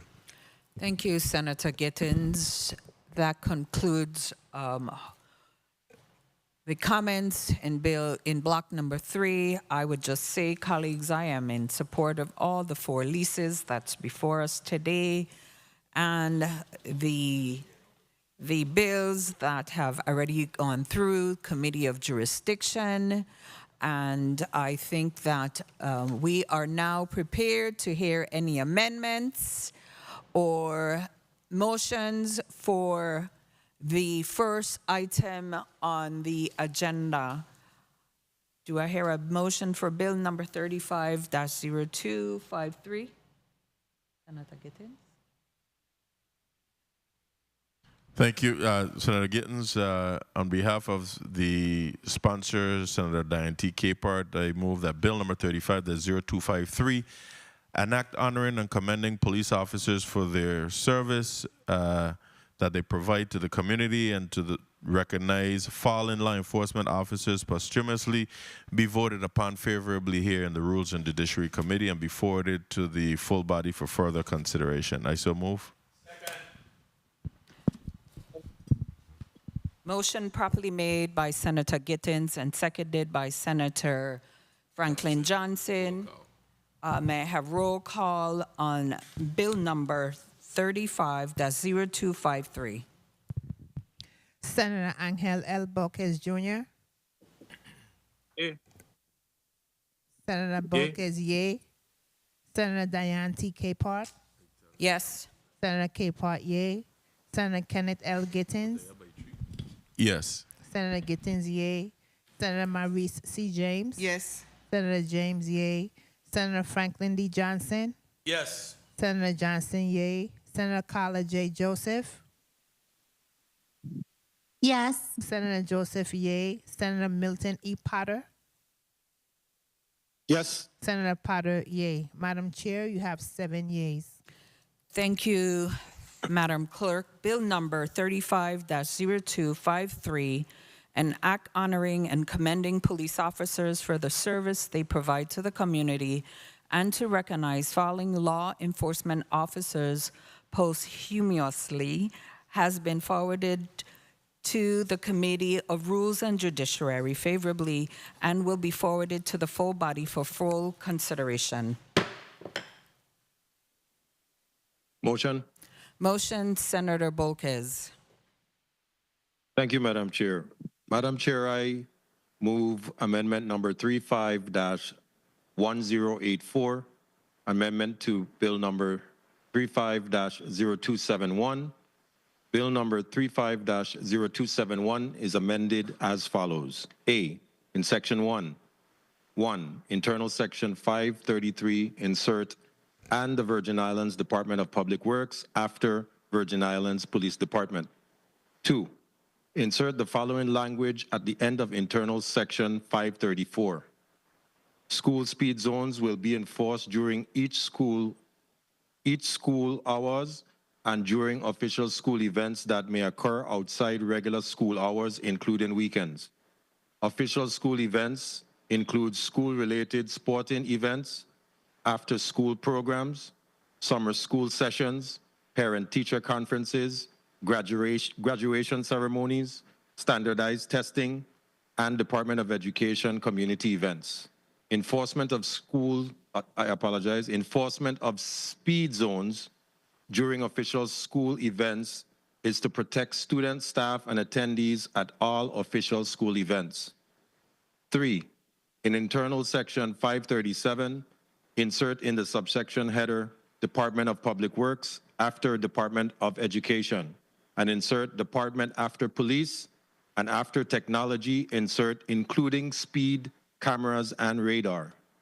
4, insert the following language at the end of internal section 537. The Department of Public Works shall erect and replace signage, install and maintain flashing lights, maintain crosswalks, and the school speed zone infrastructure. 5, in section 2, subsection A, strike 500 for the second offense and replace it with 1,000, and strike 500 for the third offense and replace it with 1,500. I so move. Second. Second. Amendment number 35-1084 was properly made by Senator Bolkes and seconded by Senator Potter and Gittins. Hearing no objection, so ordered. Do I hear a motion? Motion, Senator Bolkes. Thank you, Madam Chair. Madam Chair, I move Bill number 35-0271 as amended, an act amending Title 20 Virgin Islands Code, Chapter 43, Subchapter 1, by adding a Section 494B establishing school speed zones, signage, and enforcement measures to promote student and pedestrian safety near schools, be favorably voted upon by this committee and reported out to the full body for further action and consideration. I so move. Second. Second. Motion properly made by Senator Bolkes and seconded by Senator Maurice James, Senator Gittins, Senator Franklin Johnson, and I think Senator Potter on the island of St. Thomas. May I have roll call and bill number 35-0271 as amended? Senator Angel L. Bolkes Jr. Yay. Senator Bolkes, yay. Senator Diane T. Capehart. Yes. Senator Capehart, yay. Senator Kenneth L. Gittins. Yes. Senator Gittins, yay. Senator Maurice C. James. Yes. Senator James, yay. Senator Franklin D. Johnson. Yes. Senator Johnson, yay. Senator Carla J. Joseph. Yes. Senator Joseph, yay. Senator Milton E. Potter. Yes. Senator Potter, yay. Madam Chair, you have 7 yeas. Thank you, Madam Clerk. Bill number 35-0217, an act amending Title 20 Virgin Islands Code, Chapter 43, Subchapter I, by adding a Section 494B establishing school speed zone signage and enforcement measures to promote student and pedestrian safety near school has been voted upon favorably by the Committee on Rules and Judiciary and will be reported out to the full body for full consideration. Motion. Motion, Senator Carla Joseph. Thank you so kindly, Madam Chair. Madam Chair, I move that Bill number 35-0316, an act honoring and commending Mrs. Jewel Turnbull Reimer Malloy for her years of dedicated service and numerous contributions to the people of the Virgin Islands be favorably voted upon in this committee and forwarded to the full body for further action and consideration. I so move. Second. Motion properly made by Senator Carla Joseph and seconded by Senator Potter. Who else on St. Thomas? Bolquez. Any second on St. Croix? Roll call and bill number 35-0316. Senator Angel L. Bolquez Jr. Yay. Senator Bolquez, yea. Senator Diane T. Capart. Yes. Senator Capart, yea. Senator Kenneth L. Gittins. Yes. Senator Gittins, yea. Senator Maurice C. James. Yes. Senator James, yea. Senator Franklin D. Johnson. Yes. Senator Johnson, yea. Senator Carla J. Joseph. Yes. Senator Joseph, yea. Senator Milton E. Potter. Yes. Senator Potter, yea. Madam Chair, you have 7 yeas.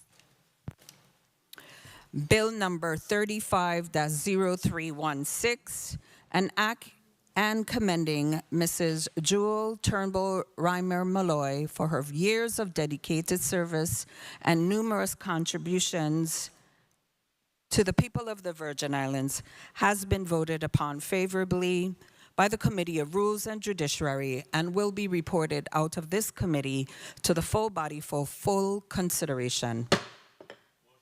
Motion, Senator Gittins. Thank you, Madam Chair. Madam Chair and colleagues, I move that Bill number 35-0382, an act approving the lease agreement between the government of the Virgin Islands, acting through the Commissioner of the Department of Property and Procurement, and HKT Energy Consulting Group, LLC, for a reconfigured parcel number 114, Submarine Base, number 4, Southside Quarter, St. Thomas, Virgin Islands, for the purpose of operating an office and warehouse and for no other purposes, be voted upon favorably here in the Rules and Judiciary Committee and be forwarded to the full body for further consideration. I so move. Motion properly made by Senator Gittins and seconded by Senator Johnson. Did I hear a second on St. Thomas? Yes. Senator Bolquez. May I have... And Senator Carla Joseph and Senator Milton Potter. May I have roll call on bill number 35-0382? Senator Angel L. Bolquez Jr. Yay. Senator Bolquez, yea. Senator Diane T. Capart. Yes. Senator Capart, yea. Senator Kenneth L. Gittins. Yes. Senator Gittins, yea. Senator Maurice C. James. Yes. Senator James, yea. Senator Franklin D. Johnson. Yes. Senator Johnson, yea. Senator Carla J. Joseph. Yes. Senator Joseph, yea. Senator Milton E. Potter. Yes. Senator Potter, yea. Madam Chair, you have 7 yeas. Thank you, Madam Clerk. Bill number 35-0382, an act approving the lease agreement between the Government of the Virgin Islands, acting through the Commissioner of the Department of Property and Procurement, and HKT Energy Consulting Group, LLC, for reconfigured parcel number 114, submarine base number 4, Southside Quarter, St. Thomas, Virgin Islands, for the purpose of operating an office and warehouse, and for no other purpose, has been voted favorably by the Committee of Rules and Judiciary and will be reported out to the full body for full consideration. Motion, Senator Gittins. Thank you, Madam Chair. Madam Chair and colleagues, I move that Bill number 35-0385, an act approving a multi-year lease agreement between the government of the Virgin Islands, acting through its Commissioner of the Department of Property and Procurement, and U.S. Virgin Islands Soccer Federation, Incorporated, for parcel N as in November, -1, remainder of Track 1, Estate Nazareth, number 1, Red Hook Quarter, St. Thomas, Virgin Islands, for a soccer field stadium with concessions and soccer-related activities, be voted upon favorably here in the Rules and Judiciary Committee and be forwarded to the full body for further consideration. I so move. Motion properly made by Senator Gittins and seconded by Senator Johnson and Senator Maurice James and Senator Potter. And Senator Joseph, Senator Bolquez. May I have roll call in Bill number 35-0385? Senator Angel L. Bolquez Jr. Yay. Senator Bolquez, yay. Senator Diane T. Capehart. Yes. Senator Capehart, yay. Senator Kenneth L. Gittins. Yes. Senator Gittins, yay. Senator Maurice C. James. Yes. Senator James, yay. Senator Franklin D. Johnson. Yes. Senator Johnson, yay. Senator Carla J. Joseph. Yes. Senator Joseph, yay. Senator Milton E. Potter. Yes. Senator Potter, yay. Madam Chair, you have 7 yeas. Bill number 35-0385, an act approving a multi-year lease agreement between the government of the Virgin Islands, acting through its Commissioner of the Department of Property and Procurement, and the USVI Soccer Federation, Inc., for parcel number N1, remainder of track number 1, Estate Nazareth, number 1, Red Hook Quarter, St. Thomas, Virgin Islands, for a soccer field stadium with concession in soccer-related activities, has been forwarded to the full body for with full consideration, and will be forwarded to the full body for full consideration. It was properly moved favorably by the Committee on Rules and Judiciary and would be reported out to the full body for further consideration. You could tell I need lunch. Motion, Senator Gittins. Thank you, Madam Chair. You're almost there. Bill number 35, I move that Bill number 35-0386, an act approving the lease agreement between the government of the Virgin Islands and Star Time Firearms, LLC, DBA Precision Shooting Range, for a portion of parcel number 1A as in Alpha, Estate Bovoni, numbers 1 and 2, Frenchman's Bay Quarter, St. Thomas, Virgin Islands, be voted upon favorably here in the Rules and Judiciary Committee and be forwarded to the full body for further consideration. I so move. Second. Motion properly made by Senator Gittins and seconded by Senator Johnson and Senator Joseph on St. Thomas. Roll call on Bill number 35-0386. Senator Angel L. Bolquez Jr. Yay. Senator Bolquez, yay. Senator Diane T. Capehart. Yes. Senator Capehart, yay. Senator Kenneth L. Gittins. Yes. Senator Gittins, yay. Senator Maurice C. James. Yes. Senator James, yay. Senator Franklin D. Johnson. Yes. Senator Johnson, yay. Senator Carla J. Joseph. Yes. Senator Joseph, yay. Senator Milton E. Potter. Yes. Senator Potter, yay. Madam Chair, you have 7 yeas. Thank you, Madam Clerk. Bill number 35-0386, an act approving the lease agreement between the Government of the Virgin Islands and Star Time Firearms, LLC, DBA, Precision Shooting Range, for a portion of parcel number 1A, Estate Bovoni, numbers 1 and 2 Frenchman's Bay Quarter St. Thomas, Virgin Islands, has been voted upon favorably by the Committee on Rules and Judiciary and will be reported out from this committee to the full body for further consideration. Motion, Senator Gittins. Thank you, Madam Chair. Madam Chair and colleagues, I move that Bill number 35-0387, an act approving the multi-year lease agreement between the United States of America by and through the Department of Transportation, Federal Aviation Administration, and the Government of the Virgin Islands, acting through its Commissioner of the Department of Property and Procurement, for plot number 10, Estate White Lady, West End Quarter, St. Croix, Virgin Islands, to be used for the continued operation of a locator outer marker and Federal Aviation Administration's activities in support of the National Airspace System and for other related purposes, be voted upon favorably here in the Rules and Judiciary Committee and be forwarded to the full body for further consideration. I so move. Second. Motion properly made by Senator Gittins and seconded by Senator Johnson and Senator Bolquez. Okay. May I have roll call and bill number 35-0387? Senator Angel L. Bolquez Jr. Yay. Senator Bolquez, yay. Senator Diane T. Capehart. Yes. Senator Capehart, yay. Senator Kenneth L. Gittins. Yes. Senator Gittins, yay. Senator Maurice C. James. Yes. Senator James, yes. Senator Franklin D. Johnson. Yes. Senator Johnson, yay. Senator Carla J. Joseph. Yes. Senator Joseph, yay. Senator Milton E. Potter. Yes. Senator Potter, yay. Madam Chair, you have 7 yeas.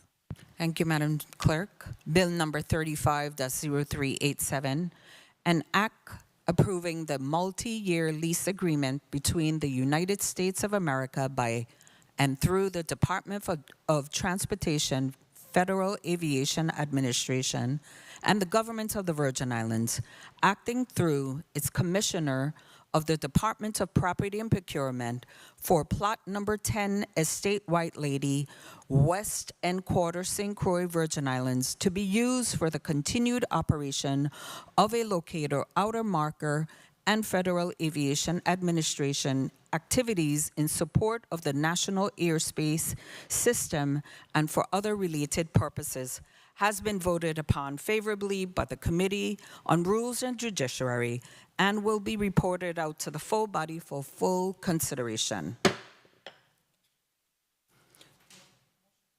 Motion, Senator Maurice James. Thank you. Thank you. Amendment. Amendment, Madam Chair, to Bill number 35-0403. This one? Oh. Amendment, Senator Maurice James. Thank you, Madam Chair. Amendment to Bill number 35-0403. Bill number 35-0403 is amended in the following instances. A, in internal section 741, 1, by inserting the following definitions in the appropriate alphabetical order. Anti-car means a motor vehicle manufactured in 1975 or earlier, either as a display vehicle or restored to conform with the original manufacturer's specifications. Classic car means a motor vehicle manufactured in 1990 or earlier. Vintage car means a motor vehicle manufactured between 1915 and 1930, either as a display vehicle or restored to conform with the original manufacturer's specifications. And 2, in the definition of department, by striking the phrase, or the Virgin Islands Department of Public Works. B, in internal 742C, 1, by striking or at the end of subsection 2 and placing it at the end of subsection 3. And 2, by adding a subsection 4 to read as follows. 4, classic, vintage, and antique cars that have a current annual permit from the Bureau of Motor Vehicles. C, in internal 743B, by striking or, oops, 1, yeah, by striking or in subsection 1 and placing it at the end of subsection 2, and by adding a subsection 2, and 2, by adding a subsection 3 as follows, but I believe I lost my second page.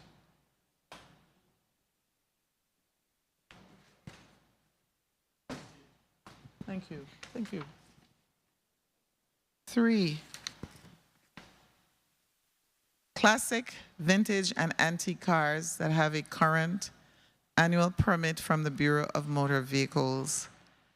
D, in internal 747 by adding the following appropriately designated subsection. In addition to the penalties set forth in subsections A and B, the owner may also be prohibited from registering or licensing another vehicle until all fees are paid. E, in internal 749, 1, by striking in collaboration with the Commissioner of the Virgin Islands of Public Works, and 2, by inserting the following sentence at the end of this section. The Bureau of Motor Vehicles shall establish fees and regulations specifically for classic, vintage, and antique cars that are not intended to be operated on public roads. I so move. Amendment number 35, that's 1093.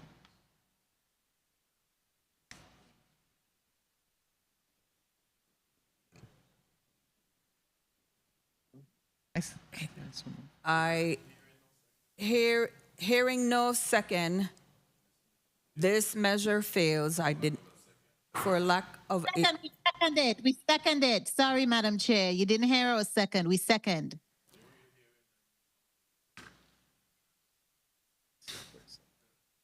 So amendment, objection? Okay. Let's do a roll call on amendment number 35-1093. Roll call.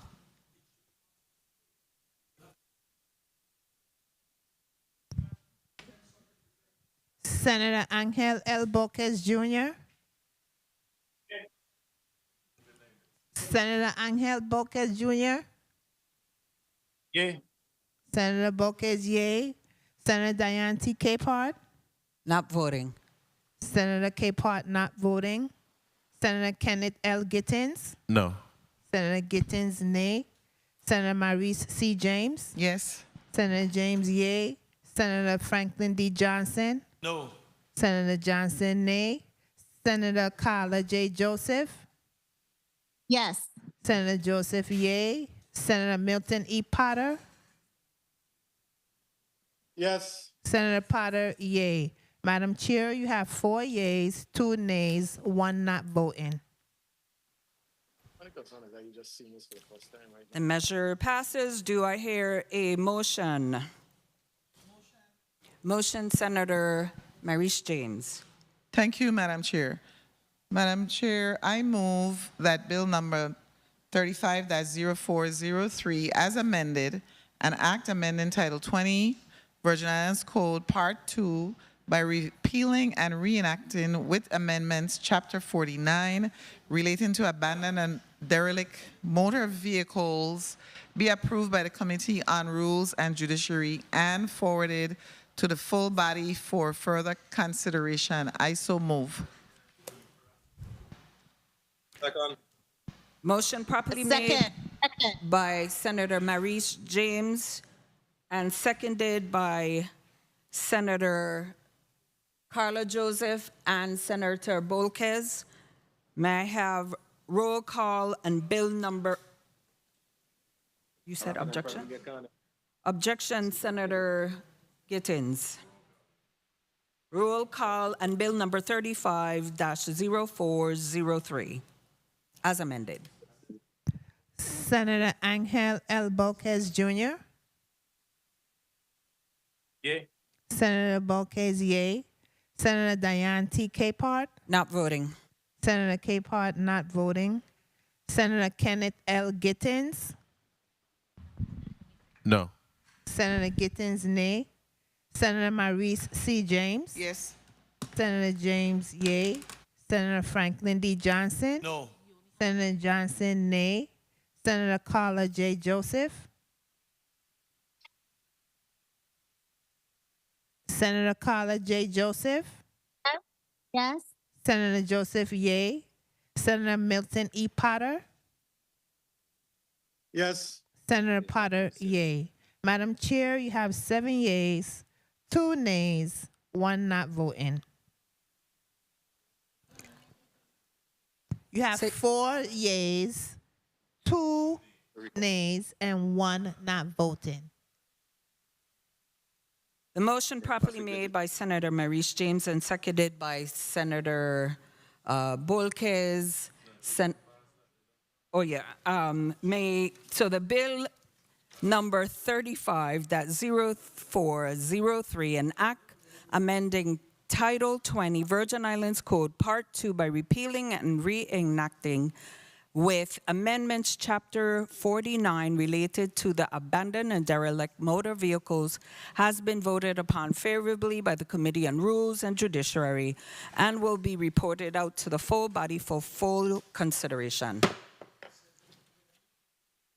We get blindsided with that amendment and weren't able to digest it. So it passed. So colleagues, this concludes the Block 1, 2, and 3. We all know that we removed 2 bills off of the agenda that had testifiers.